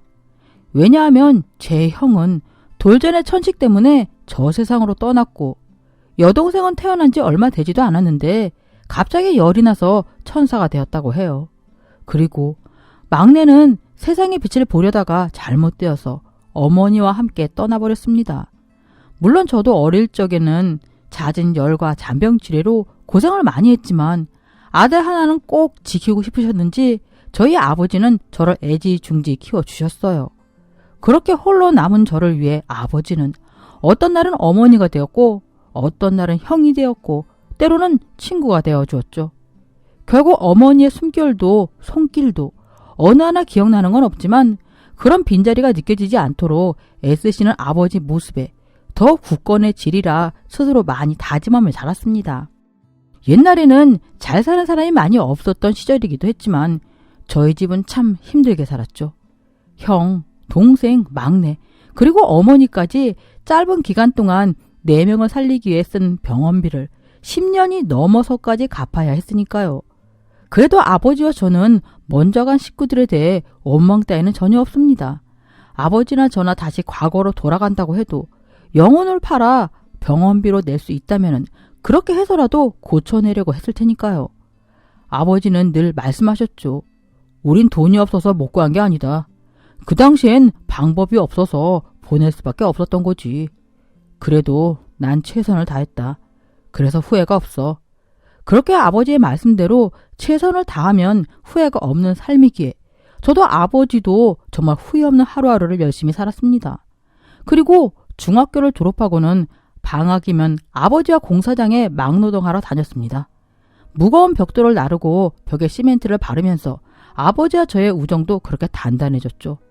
그러던 어느 날 공사장에서 벽돌을 등에 메고 계단을 오르는데 3층에서 시멘트를 바르던 아버지가 자리를 옮기기 위해서 시멘트를 끌어당기다가 시멘트가 왈칵 쏟아졌습니다. 저는 시멘트에 발이 미끄러졌고 등에 진 무거운 벽돌로 인해서 순식간에 중심을 잃고 계단에서 추락하고 말았어요. 그렇게 바로 정신을 잃었던 저는 눈을 떠보니 병원이었습니다. 벽돌을 등에 지고 떨어졌는데도 살아있다니 신기할 따름이었죠. 게다가 통증도 없었습니다. 이상할 정도로 아무 느낌도 없었지요. 단지 머리만 조금 띵하고 어지러운 느낌만 들었습니다. 그리고 일하다가 병원에 와버렸으니 내 일당은 어떻게 되는 건가 하는 생각에 아까운 기분도 들었죠. 이렇게 철없는 생각을 하고 있을 때 아버지의 모습이 보였습니다. 며칠이 지난 건지 몇 시간이 지난 건지는 알 수 없었으나 아버지의 모습은 10년도 더 늙어 보였어요. 아버지는 눈을 뜬 저를 보고 깜짝 놀라 몇 번이나 얼굴을 쓰다듬으며 말씀하셨습니다. 아이구나. 하느님 아버지, 부처님 감사합니다. 내 새끼 살려주셔서 감사합니다.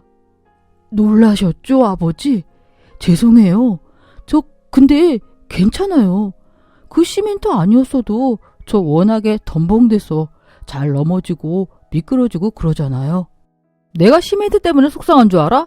아버지가 돼가지고 아들을 그런데 데려간 게 그리고 그걸 추억이랍시고 여태 행복해 있던 게 속상한 거야 임마.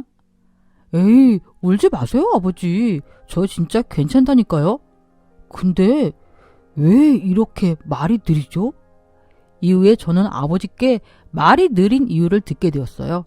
저는 뇌출혈로 한쪽이 마비되었습니다.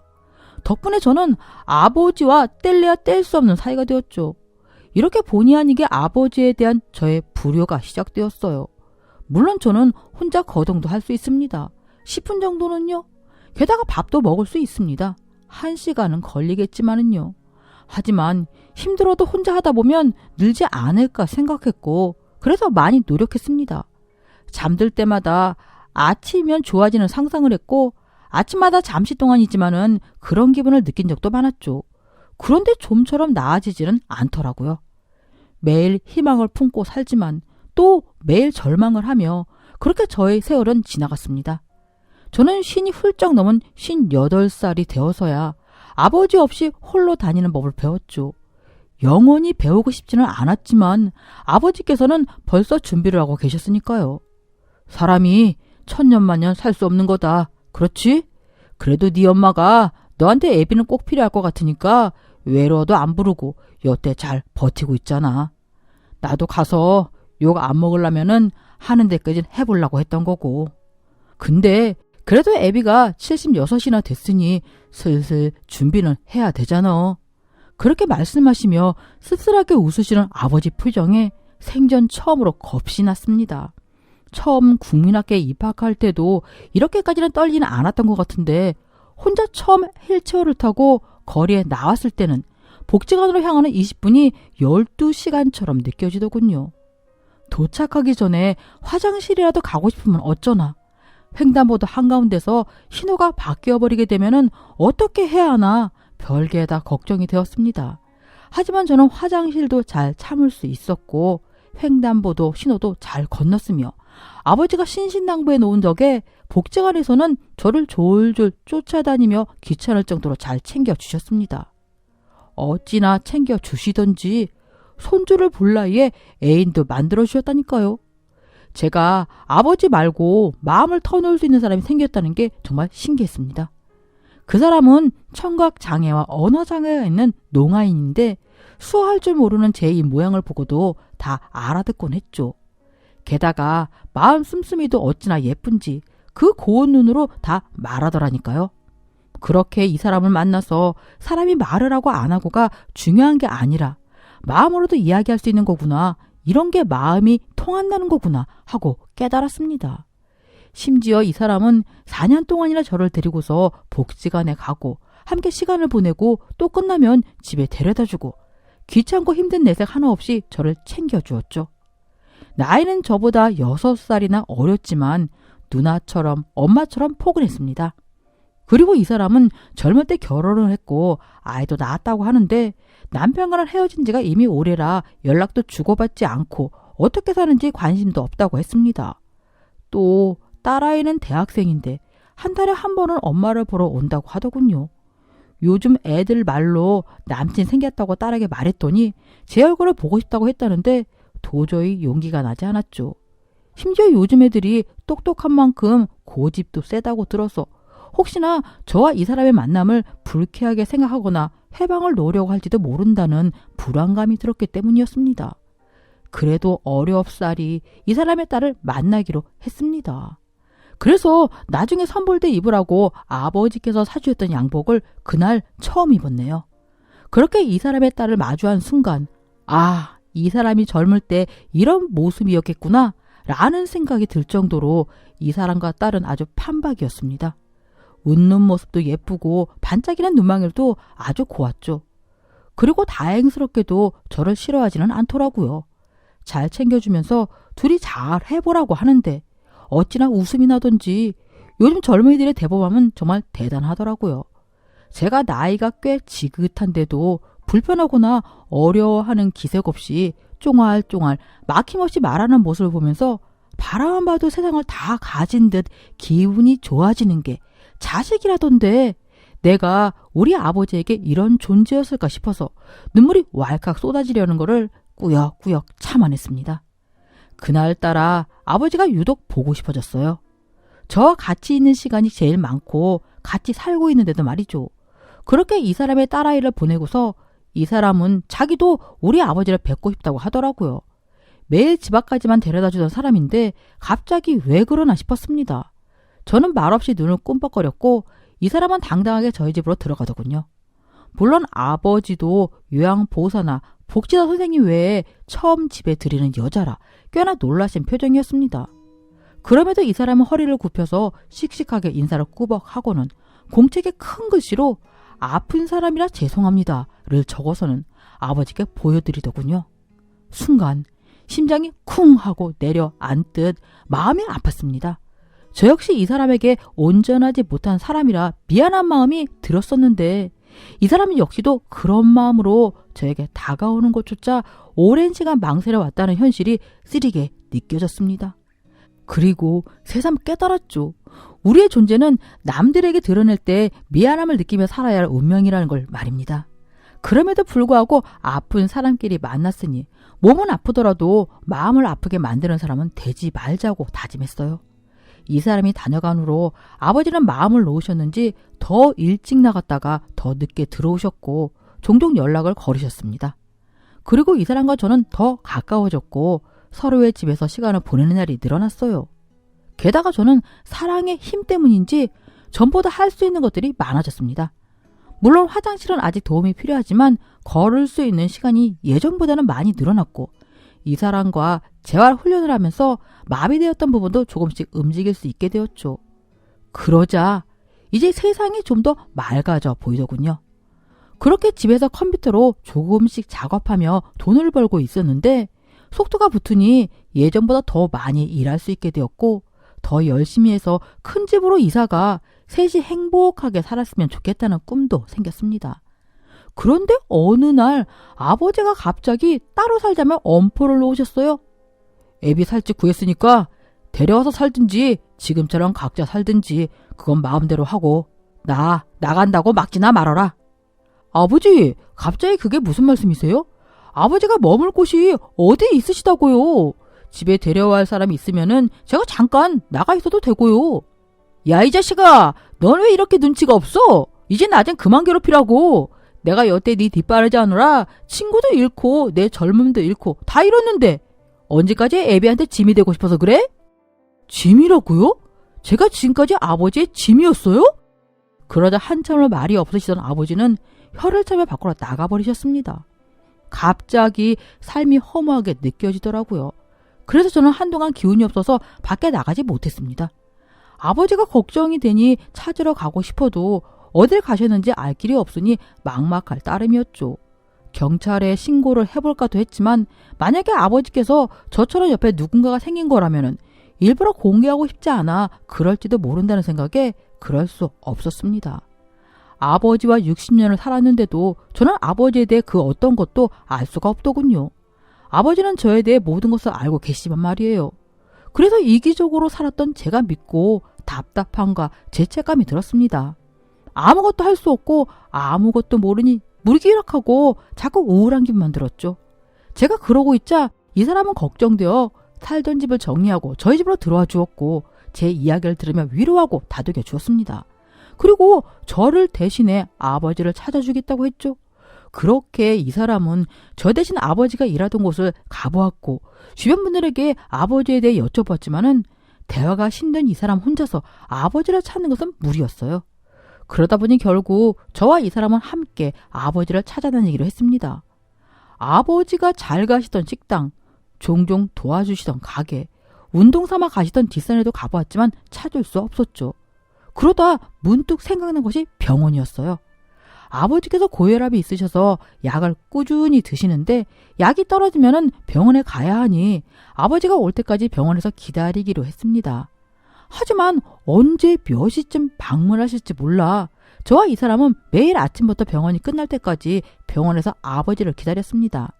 그렇게 일주일이 좀 넘게 기다리자 드디어 아버지의 모습이 보였습니다. 멀리서 구부정하게 걸어오시는데 한눈에 봐도 알겠더라고요. 그리고 뭔가 달라진 아버지 모습에 반갑기도 하고 화가 나기도 하고 마음이 복잡했죠. 제가 아버지에게 가려고 하니 이 사람이 휠체어를 잡고 말렸습니다. 조금 기다리자고 하더라고요. 어디서 사시는지 어떻게 계시는지 아버지께서 말씀을 안 하실 게 뻔하니 뒤에서 몰래 따라가 보자고 했습니다. 이 사람의 말을 들으니 저 또한 그게 낫겠다 싶었죠. 진료가 끝나고 아버지가 우리를 발견할까 싶어 이 사람과 저는 출입구 근처에서 아버지가 지나가기만을 기다렸습니다. 이후 병원에서 나오신 아버지는 빠른 걸음으로 가셨어요. 처음으로는 낯선 골목을 지나 폐허가 된 빈 주택으로 들어가셨습니다. 이런 곳에서 아버지가 지내신다고 생각하니 기가 막혔죠. 바로 따라가 들어가려는데 어떤 여자가 아버지가 들어가신 집으로 들어가더군요. 도대체 이게 무슨 상황인가 싶었습니다. 게다가 쓰러지기 일보 직전인 이 허름한 집에서 새 삶을 차렸다고 생각하니 어이가 없었죠. 더 이상 기다릴 수 없었던 저는 이 사람의 말을 듣지 않고 주택으로 들어갔습니다. 문을 열자마자 러닝 셔츠만 입고 바닥에 앉아 계신 아버지의 모습이 보였어요. 그리고 여자는 아버지 곁에 바짝 다가앉아 아버지 몸을 만지고 있었습니다. 그러다 제가 들어오는 소리에 깜짝 놀란 아버지는 자리에서 벌떡 일어나셨고 동시에 아버지 손에 들려있던 무언가가 후두둑 떨어졌어요. 보니 의료 장비들이었습니다. 그렇게 바닥에 떨어진 의료 장비들을 보고 결국 저는 아버지께 소리를 지르고 말았어요. 아버지, 이게 다 뭐예요? 이게 무슨 일이에요? 그러자 아버지는 체념한 듯 바닥에 털썩 주저앉으셨고 저와 이 사람은 그런 아버지 모습을 보며 통곡을 했습니다. 그러니까 아버지는 저와 이 사람에게 다가와 말없이 등을 토닥여 주셨죠. 거칠고 투박한 아버지의 손길이 닿으니 그래도 진정이 되더라고요.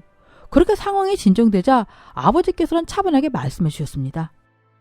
알다시피 요즘 나이 먹고 안 아픈 사람이 어디 있겠냐? 애비도 당뇨에 고혈압이 있다 보니 어쩔 수 없이 일이 된 게야. 근데 새애기가 무슨 죄가 있다고. 아들 돌봐주는 것도 힘든 일이고 너무 감사한 일인데 내가 옆에 있으면 나한테도 손이 갈 수밖에 없지 않겠냐? 너한테도 짐이 될 테고. 아버지! 아버지가 왜 짐이에요? 저 이제 많이 나아졌어요. 재활하고 있으니까 제가 아버지 도와드릴게요. 그러니까 제발 아버지 그럴 생각 하지 마세요. 아버지는 당뇨 고혈압 부작용으로 합병증이 와서 신장 투석을 받게 되었다고 하셨습니다. 옆에 계신 여자는 요양보호사였고요. 요양보호사께서는 치료가 더 빨랐어야 했는데 아버지께서 돈을 모아야 한다고 하시면서 치료도 미루시고 아프지만 참고 견디셨다고 하셨죠. 하지만 이제는 이대로 계속 미루다가는 요독증으로 사망까지 할 수도 있는 지경이라 더는 미룰 수 없는 상황이 되었던 거고요. 그리고 지금 계신 폐허가 된 주택은 아버지가 막무가내로 들어와 살고 계신 거라고 했습니다. 동사무소에 긴급주거 지원 신청을 했지만은 심사기간 동안 지원받을 때까지 마냥 치료를 미룰 수도 기다릴 수도 없으니 어쩔 수 없이 폐허가 된 주택에서 사신 거였죠. 불도 안 들어오고 제대로 씻을 수도 없는 철거 예정인 집에서 며칠을 사셨다고 생각하니 정말 미치겠더라고요. 아들 대신 일을 해야 한다는 부담으로 아프지만 내색 하나 않고 참고 버티시다가 이렇게까지밖에 하실 수 없었던 아버지의 모습을 보니까 내가 진짜 큰 불효를 했구나 하는 생각이 들었습니다. 나이 60이 넘도록 보호만 받을 줄 알았지 내가 나서서 지켜주고 보호해줄 적도 그러려고 한 적도 없다는 것이 너무 후회스러웠죠. 저는 많이 늦었지만 그래도 아버지의 치료비 마련을 위해 새로운 일을 구했어요. 복지관에서 소개해준 일자리인데 방문한 사람들 접수를 받고 예약을 잡아주는 단순한 일이었습니다. 전에 해왔던 서류 작성하는 일과 함께 새로운 일도 병행하니 몸은 힘들지만은 마음은 뿌듯하더라고요. 그동안에도 바깥 생활을 안 한 건 아니지만은 복지관과 집만 오가며 움츠려 있다 보니 사람 상대하기도 쉽지 않았는데 그래도 아버지를 생각하며 힘을 냈습니다. 처음부터 씩씩한 사람이 어디 있나요? 사람들과 눈을 맞추는 연습도 하고 목소리도 크게 내보려고 하고 이런 저의 모습에 이 사람도 아주 많이 뿌듯해 했습니다. 이렇게 나이를 먹었는데 처음 세상에 나와 삶을 다시 배우는 기분이 들었죠. 그런데 이제야 빛을 본다고 생각했던 건 저의 착각이었어요. 어느 날 제가 일하는 곳으로 급하게 전화가 왔습니다. 아버지가 쓰러지셨다고요. 저는 이게 무슨 일인가 싶었습니다. 신장 투석을 받으셔서 이제 괜찮아지셨다고 생각했는데 도대체 어떻게 된 일인지 눈앞이 깜깜해졌죠. 일을 하다 말고 이 사람을 불러 아버지가 계신 중환자실로 갔습니다. 중환자실에 계신 아버지는 손발이 묶여 있었어요. 의사 선생님께서는 아버지께서 신장 투석을 주기적으로 받지를 않고 버티신 것 같다고 하셨어요. 아무래도 비용 때문인 것 같았죠. 게다가 24시간 투석을 돌려봐야 알겠지만은 혹시나 잘못될 수도 있으니 마음의 준비를 하고 있으라고 했습니다. 그래서 저는 어머니에게 기도를 드렸습니다. 하늘에 계신 어머니, 제발 제가 한순간이라도 효도할 수 있는 시간을 주시고 아직은 외로우시더라도 몇 년 더 저에게 시간을 주십시오. 그런데 저의 기도가 들렸는지 아버지는 무사히 깨어나셨습니다. 아버지가 눈을 뜨기 전까지의 시간이 며칠, 아니 몇 년이 지난 것처럼 길게만 느껴졌네요. 그러다 보니 아버지의 모습에서 옛날에 공사판에서 제가 떨어져 다쳤던 그 18살의 제 모습이 떠올랐습니다. 아버지는 제가 깨어날 때까지 이런 심정이셨겠구나. 아버지와 제가 똑같은 삶과 똑같은 시간을 살고 있었구나. 내가 진작 아버지처럼 강인하게 열심히 살았으면 좋았을 것을. 그렇게 매 순간 후회가 밀려왔습니다. 아버지, 대체 왜 그러셨어요? 애비가 나쁜 데 가려는 게 아니야. 네 엄마 보러 가려는 거지. 애비 나이가 80이 넘었는데 네 엄마 바람나기 전에 가서 붙들어야 하지 않겠냐? 제가 걱정할까봐 농담을 하시는 아버지의 손을 붙잡고는 저는 더는 후회하지 않기로 결심했습니다. 그리고 신장 투석 환자는 고통도 고통이지만 스트레스가 많다고 했고 관리가 중요하다고 하기에 제가 아버지를 더 잘 관리해 드려야겠다고 생각했어요. 그래서 저는 아버지께 다짐하듯 말했습니다. 아버지가 지켜주신 만큼 저도 이제 아버지를 지켜드릴 수 있는 기회를 주세요. 치료를 못 받을 만큼 돈이 없는 것도 아니고 방법이 없어서 보낼 수밖에 없었던 예전과는 상황이 달라요. 저도 아버지처럼 최선을 다했고 그래서 후회가 없다는 말을 할 수 있도록 아버지가 도와주셔야 해요. 그리고 이제 아버지가 일부러 치료를 거르시는 일이 없도록 아버지를 병원에 입원시켜드렸죠. 그리고 옆에서 지켜드려야겠기에 저와 이 사람이 돌아가며 아버지 옆에 있었고요. 뒤늦게 만난 천사 같은 이 사람이 아니었다면은 제가 혼자 이 일을 감당해내지 못했을 수도 있었을 텐데 이 사람이 제 곁에 있기에 정말 큰 버팀목이 되었습니다. 아버지께서는 투석하시니 이제야 혈색이 좀 나아지셨죠. 비용 때문에 걱정이 많으신 것 같아 우리는 아픈 사람들이니 국가에서 지원도 많이 해주기 때문에 염려 말라고 말씀드렸네요. 이젠 정말 마음을 놓아도 되는 건지 싶습니다만은 저도 노력하고 있고 아버지도 치료를 열심히 받고 계시니 이젠 정말로 희망만이 남는 삶이 되기를 빌어봅니다. 여러분, 세월 참 빠르죠. 저도 마음은 아직 내 몸 성했을 18인데 눈 깜짝할 새에 환갑도 훨씬 지나버렸네요. 하지만 아직도 삶은 매일 새롭고 또 매일 배우며 매일 깨닫게 되는 것 같습니다. 아버지가 조금 더 기운 차리셔서 세 명이 나란히 뒷산에 핀 꽃을 보러 가고 싶네요. 꽃처럼 제 삶도 늦게나마 만난 이 사람의 삶도 그리고 아버지 인생도 활짝 피었으면 해서요. 건강하시고 얼른 쾌차하세요. 친구 같은 아버지 언제나 사랑합니다. 안녕하세요. 저는 올해 이민을 준비 중인 35 여자입니다. 시국이 시국인지라 이민을 준비하는 것도 예상보다 시간이 더 걸리고 있네요. 그 틈을 타 얼마 전 저에게 일어났던 일을 허심탄회하게 한번 적어보려고 합니다. 이혼 전 제 시댁은 주변에서도 시집 한번 잘 갔다고 입을 모아 칭찬했을 만큼 으리으리한 시댁이었어요. 그렇다고 해서 제가 남편 집안의 경제 규모에 대해서 미리 알고 있었던 건 전혀 아니었고요. 소개팅으로 만난 사람이었는데 성격도 서글서글하고 참 매력이 많은 사람이었거든요. 물론 연애할 때만요. 남들은 모르겠지만 저는 정말 남편의 인성 하나 보고 결혼을 결정한 건데 그 인성에 이렇게 크게 대입이 될 줄은 꿈에도 몰랐네요. 사실 제가 남편이랑 연애할 때만 해도 저는 결혼에 대한 생각이 거의 없던 편이었어요. 거의 비혼주의에 가까운 상태였죠. 그럼에도 불구하고 저의 비혼 다짐을 단박에 바꿨을 정도로 남편은 연애 시절 살갑고 현명한 사람이었습니다. 제 착각이 아니었다면 말이에요. 그런 그이와 결혼을 막상 하려고 보니 이유가 돼서야 그의 집안이 생각보다 엄청 잘 산다는 걸 알게 되었고 저는 마냥 기쁘기보다는 덜컥 겁이 났던 기억이 납니다. 우리 집이 그렇게 못 사는 형편은 아니지만 남편 시댁에 비하면 지극히 평범하기만 한 집이었으니까요. 나한테 사랑만 듬뿍 주고 애지중지 키워주신 부모님인데 괜히 부잣집 사람들한테 우리 집안 욕먹이지는 않을까 하는 걱정도 됐었거든요.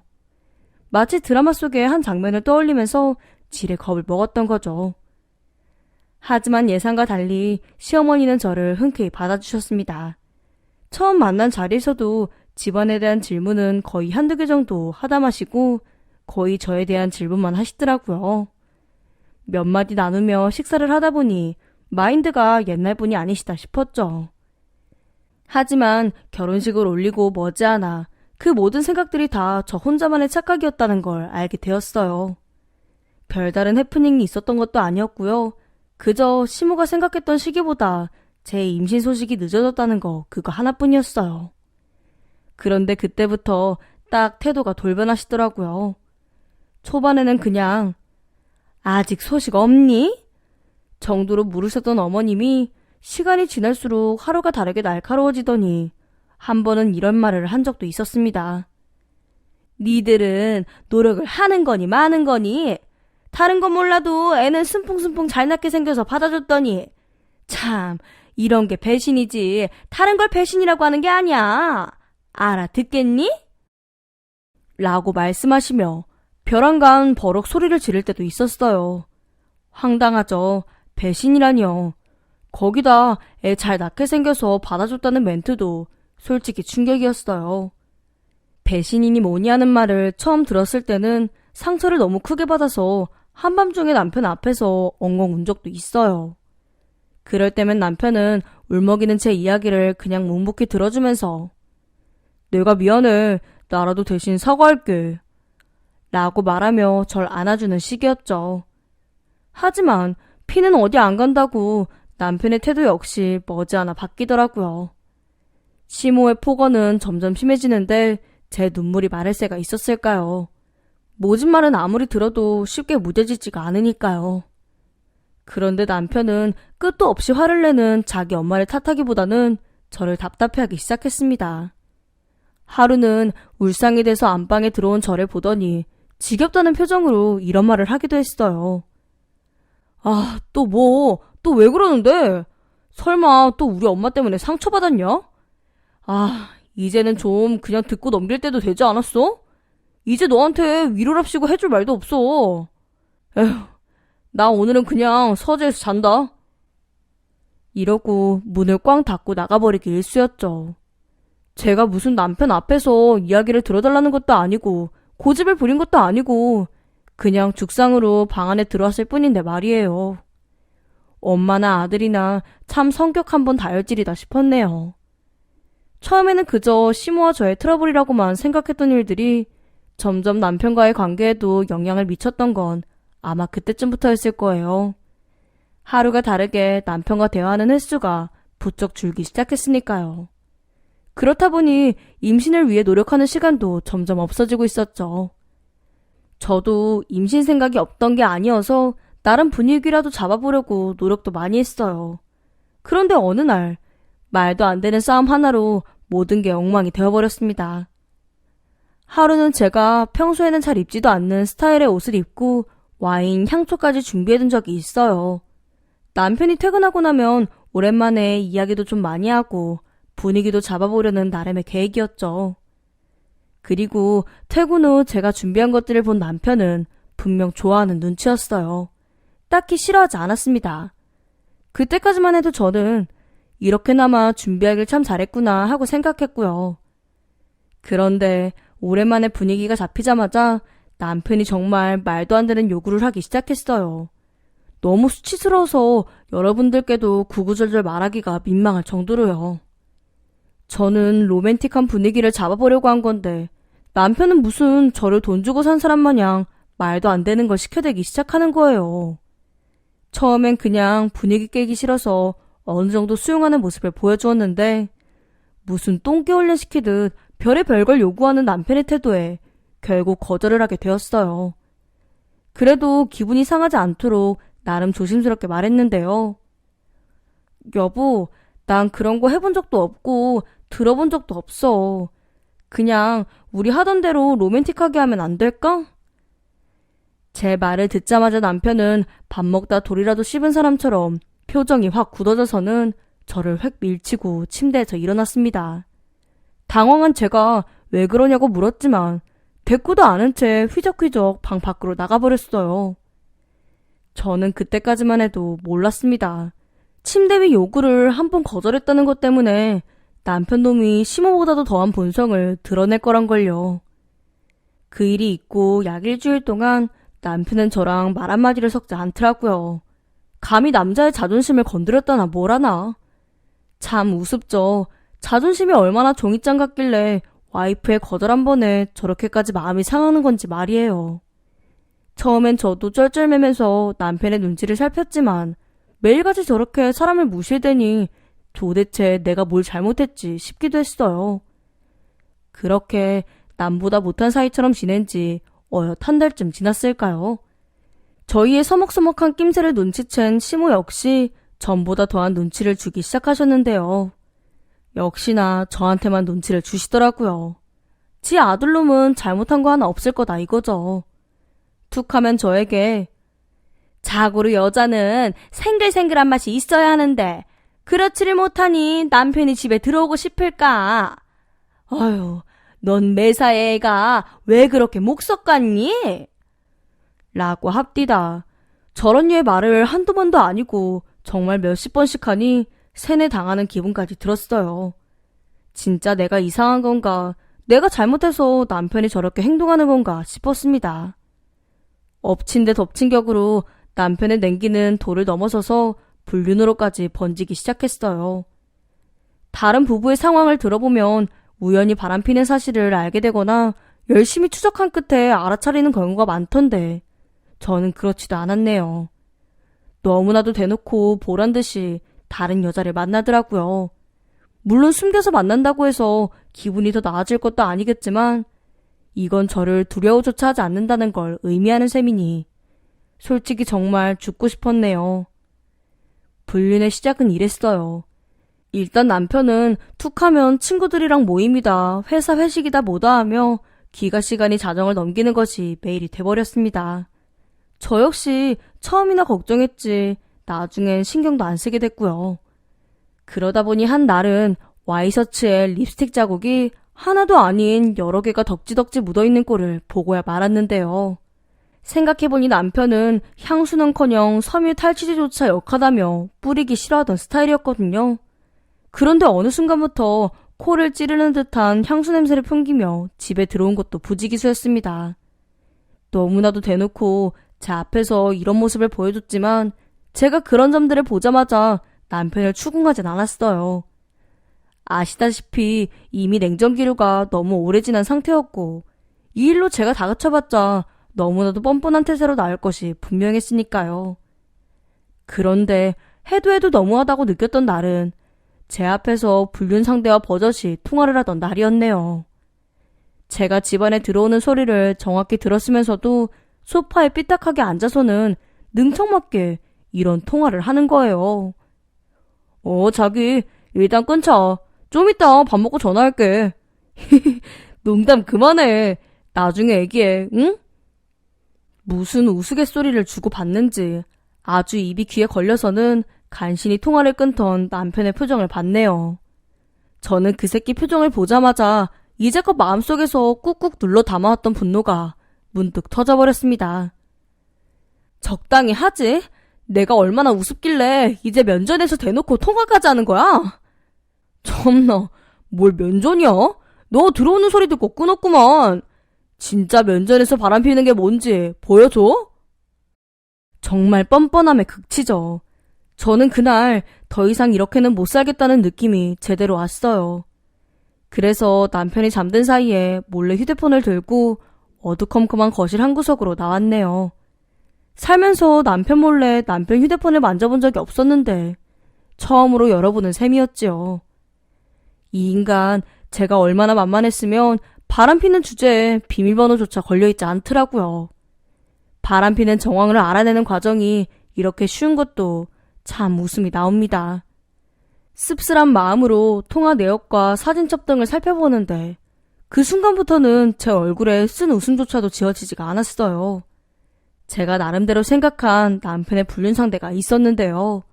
남편 회사에 사내 여직원이라든가 온라인 채팅 같은 걸로 같은 지역 여자를 만난다든가 이런 쪽으로 나름 예상을 하고 있었거든요. 그런데 그 생각과는 전혀 다른 인물이 남편 놈의 휴대폰 안에 버젓이 있었습니다.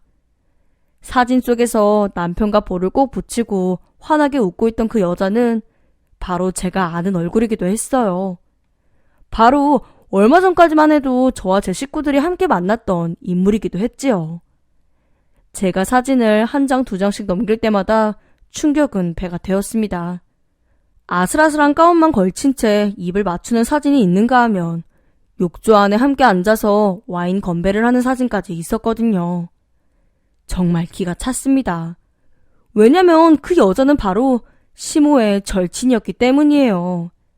시어머니랑 워낙 친한 사이라 평소에도 종종 얼굴 볼 일이 많았던 사람이었는데요.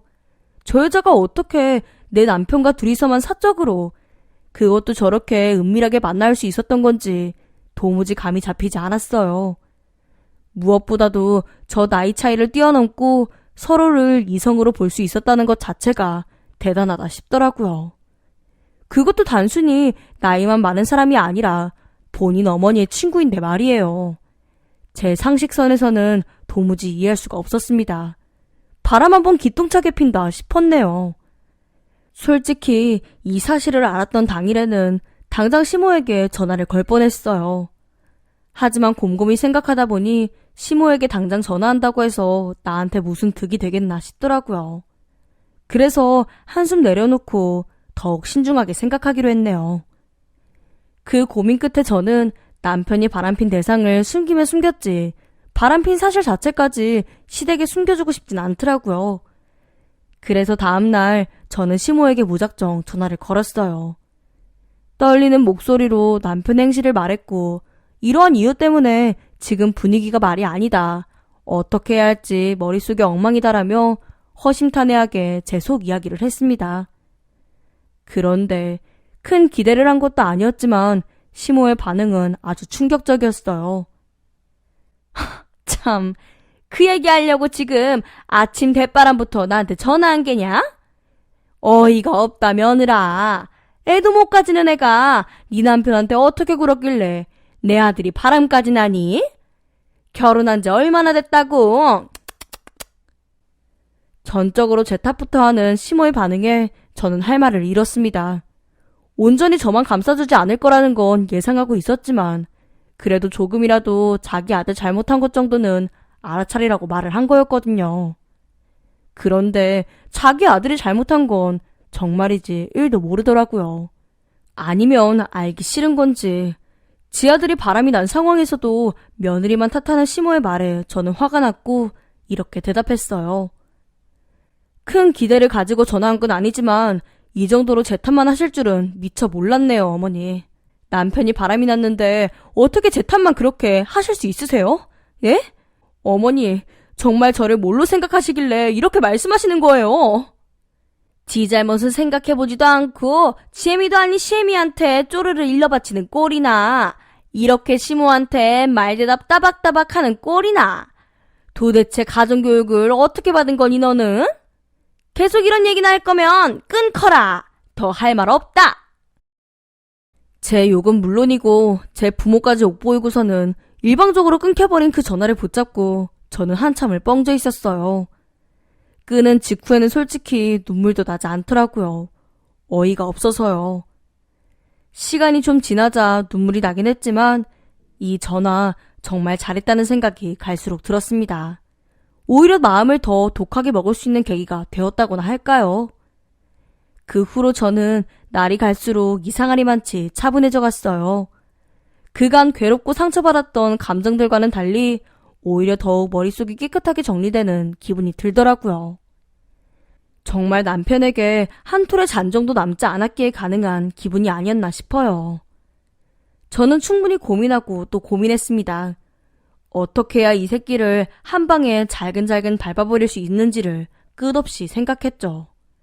저 혼자만의 생각으로는 한계가 있어서 변호사 사무실도 남편 몰래 찾아갔어요. 남편에게는 그 후로도 쭉 외도 상대에 대해서 모르는 척을 했고요. 그런데 남편은 시어머니한테 연락을 받았나 보더라고요. 어느 날은 퇴근 시간이 되자마자 문을 박차고 들어오더니 저더러 이렇게 소리친 적이 있었거든요. 야, 너 엄마한테 전화했냐? 아주 별소리를 다 했나 보더라? 미쳤어? 참 우습죠. 제가 알고 있는 이야기에 반의 반도 꺼내지 않았는데 말이에요. 저는 무미건조한 표정으로 남편 놈의 말에 아무런 대꾸를 하지 않았어요. 그랬더니 남편이 저에게 이젠 남편 말도 잘근잘근 씹네? 아주 내가 우습다 이거야. 그래. 안사람이라는 여자가 이딴 식으로 나오니까 남자가 바깥으로 도는 거야. 달리 이유가 있겠어? 앞으로 할 말 있으면 나한테 해. 뒤에서 우리 엄마한테 뻘소리 짓거리지 말고. 별 같잖아서 진짜. 저 말만 들어도 배우자를 우습게 아는 건 제가 아니라 남편이라는 거 너무나도 잘 아시겠죠? 저는 차오르는 모멸감을 꾹꾹 삼킨 채 남편의 말에 끝까지 동요하지 않았어요. 그런 저를 보며 남편도 조금은 의아한 표정을 짓기도 하더라고요. 저는 당시 아주 바빴습니다. 왜냐면 다름 아닌 남편의 외도상제이자 시모의 친구인 그 여자와 연락을 주고받던 상태였거든요. 처음에는 제 연락을 일일이 무시하던 그 여자는 제가 이런 식으로 나오시면 본인 가정에도 다 일러 바치는 수가 있다 라고 강경하게 문자를 보내니까 간신히 답장이 오더라고요. 제발 그것만은 참아달라는 말과 함께요. 처음에는 통화 한번 하기가 어려워서 문자만 주고받다가 나중에는 간신히 통화도 할 수 있었는데요. 며칠간의 연락 끝에 어렵사리 만남 약속도 잡을 수 있었습니다. 그렇게 며칠 뒤 만남의 날이 다가왔고 저는 그 여자의 얼굴을 보자마자 거두절미하고 이렇게 본론만 말했어요. 저기요, 어떻게 친구의 아들이랑 바람이 날 수 있으세요? 심지어 저랑도 알고 지낸 관계면서. 참, 양심이란 게 없으세요? 지금이라도 저한테 모든 정황 솔직하게 털어놓지 않으면 정말 후회하게 만들어줄 테니까 가리지 말고 있는 그대로 말씀하세요. 아시겠어요? 처음엔 방어적인 태도만 고수했던 그 여자는 아무래도 제가 평소 알고 지냈던 얼굴이라 더욱 경계하는 것 같았습니다. 그런데 제가 거침없이 이야기하고 겁을 줘서 그런지 서서히 내막을 저에게 알려주기 시작했죠. 그 여자는 제 눈도 잘 마주치지 못한 채로 이렇게 말했어요. 처음엔 정말 아무 생각 없었어요. 당신 말대로 나한테도 그 사람은 그냥 친구의 아들이었지 그 이상도 그 이하도 아니었으니까요. 그런데 어느 날부터 나한테 연락이 오고 또 오기 시작하길래 나도 좀 의아하더라고요. 저는 이야기의 첫 부분부터 깜짝 놀랄 수밖에 없었습니다. 자기 엄마 버린 것도 모자라 자기 엄마의 친구인 사람한테 먼저 들이댄 게 남편이었다니 믿기지가 않았어요. 처음엔 이 여자도 제 남편의 접근이 믿기지가 않아서 뭔가 영업을 하거나 꼼수를 부리려는 줄 알았대요. 그런데 끊임없이 진심으로 구애하는 모습을 보면서 자기 가정이 있음에도 불구하고 끌렸다고 하네요. 나이 차이도 워낙 심한 데다가 친구의 아들이라는 걸 너무나도 잘 알고 있어서 죄책감이 워낙 심했다고 저한테 울면서 얘기하는데 그럼 뭐 하나요? 딱히 공감이 되거나 믿음이 가진 않았습니다. 저한테 들키기 직전까지도 열심히도 만났던 연놈들에 불과했으니까요. 들을수록 한숨만 나오는 그 내막을 저는 끝까지 다 들었어요. 그리고 나서 그녀가 거절할 수 없는 제안을 하나 했죠. 처음 제 이야기를 들었을 때는 그게 말이 되냐며 손사래를 치던 시모의 친구는 강경한 저의 태도를 보더니 결국 알겠다고 하더라고요.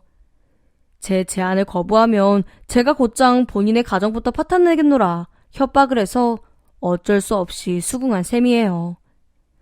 저는 그녀와의 대화를 끝으로 집에 돌아와 친정으로 갈 준비를 했습니다. 얼추 짐을 다 싸놓고는 곧장 용달을 불러 친정으로 갔지요. 평일에 온갖 짐을 다 싸서 친정으로 돌아온 딸을 본 부모님의 표정은 뭐라 형언하기 힘들 정도로 안쓰러웠어요. 부모님에게 그간 있었던 일을 대충 말씀해드렸는데 걱정과는 달리 저에게 왜 그걸 못 참았냐는 식으로 몰아세우진 않으시더라고요. 그저 제 등을 토닥이며 잘했다, 잘 돌아왔다, 고생 많았다 라고 말씀하셨죠. 포용으로 대해주시니 오히려 더 눈물이 났던 건 왜일까요? 모처럼 부모님과 따뜻한 저녁 한 끼를 먹고 이런저런 이야기를 나누다 자정이 겨우 넘어서야 잠에 들 수 있었는데요. 참고로 저희 집이 꽤나 시골이라 밤에는 불빛 하나 없이 풀벌레 소리만 날 정도로 조용한 동네예요. 그런데 그 정막을 깨고 누군가 미친 듯이 대문을 두드리는 소리가 들렸어요. 찢어질 듯한 목소리와 함께요. 그 목소리의 주인공은 시모였습니다. 야 이년아, 감히 네가 집을 나가? 내 아들 밥은 어떻게 먹으라고 네가 여길 와? 안에 있는 거 다 아니까 당장 문 열어. 빨리 열지 못해? 저는 문이 부서지는 듯한 소리에 잠에서 번쩍 깼습니다. 올 게 왔구나 싶더라고요. 제 앞에서 제 부모 욕할 때부터 알아봤지만 어디 감히 사돈댁에 와서 저런 식으로 오밤중에 소리를 지르나요. 저는 이를 악게 물고 윗옷을 걸친 채 마당으로 나갔습니다. 이미 잠에서 깬 건 저 혼자만이 아니더라고요. 그렇게 머지않아 대문이 활짝 열렸어요. 시모는 열린 문틈으로 거침없이 발을 내딛다가 한 발짝을 마저 채 떼지도 못한 그 순간 얼굴이 확 굳어버렸는데요. 그건 바로 문 앞에 서 있던 의외의 인물과 눈이 딱 마주쳐버렸기 때문이에요. 맞아요. 그날 밤 친정집을 찾은 건 저 혼자만이 아니었습니다. 제가 초대했던 손님이 한 명 더 있었죠. 바로 시모의 친구이자 제 남편의 불륜상대인 그 여자를 제가 친정에 데리고 왔었거든요. 제가 그녀에게 요구했던 제안이 바로 이거였어요. 남편과 이혼을 완벽하게 마무리 짓는 그 순간까지 제가 시키는 대로 응해주지 않으면 그날로 시모는 물론이고 본인의 가정에 그대로 알려버리겠다고 했었거든요. 그래서 당분간 남편이 저와 불륜녀를 모두 찾을 수 없도록 친정에 데리고 왔던 건데 이런 식으로 시모가 제 발로 찾아올 줄은 꿈에도 몰랐네요. 서로의 얼굴을 보자마자 정적이 흐르던 앞마당에서 저와 제 부모님은 그저 그 광경을 구경만 했습니다. 시모는 처음엔 상황 파악이 되지 않았는지 네가 왜 여기 있어? 라고 몇 번을 되물었고 아무 말도 없이 눈물만 흘리는 친구의 얼굴을 보더니 시모는 점점 표정이 일그러지더라고요. 그러더니 시모는 저를 보며 물었어요. 얘가 대체 왜 여기 울고 서 있는 거야? 설마 내 아들이 만난다는 여자가? 맞아요.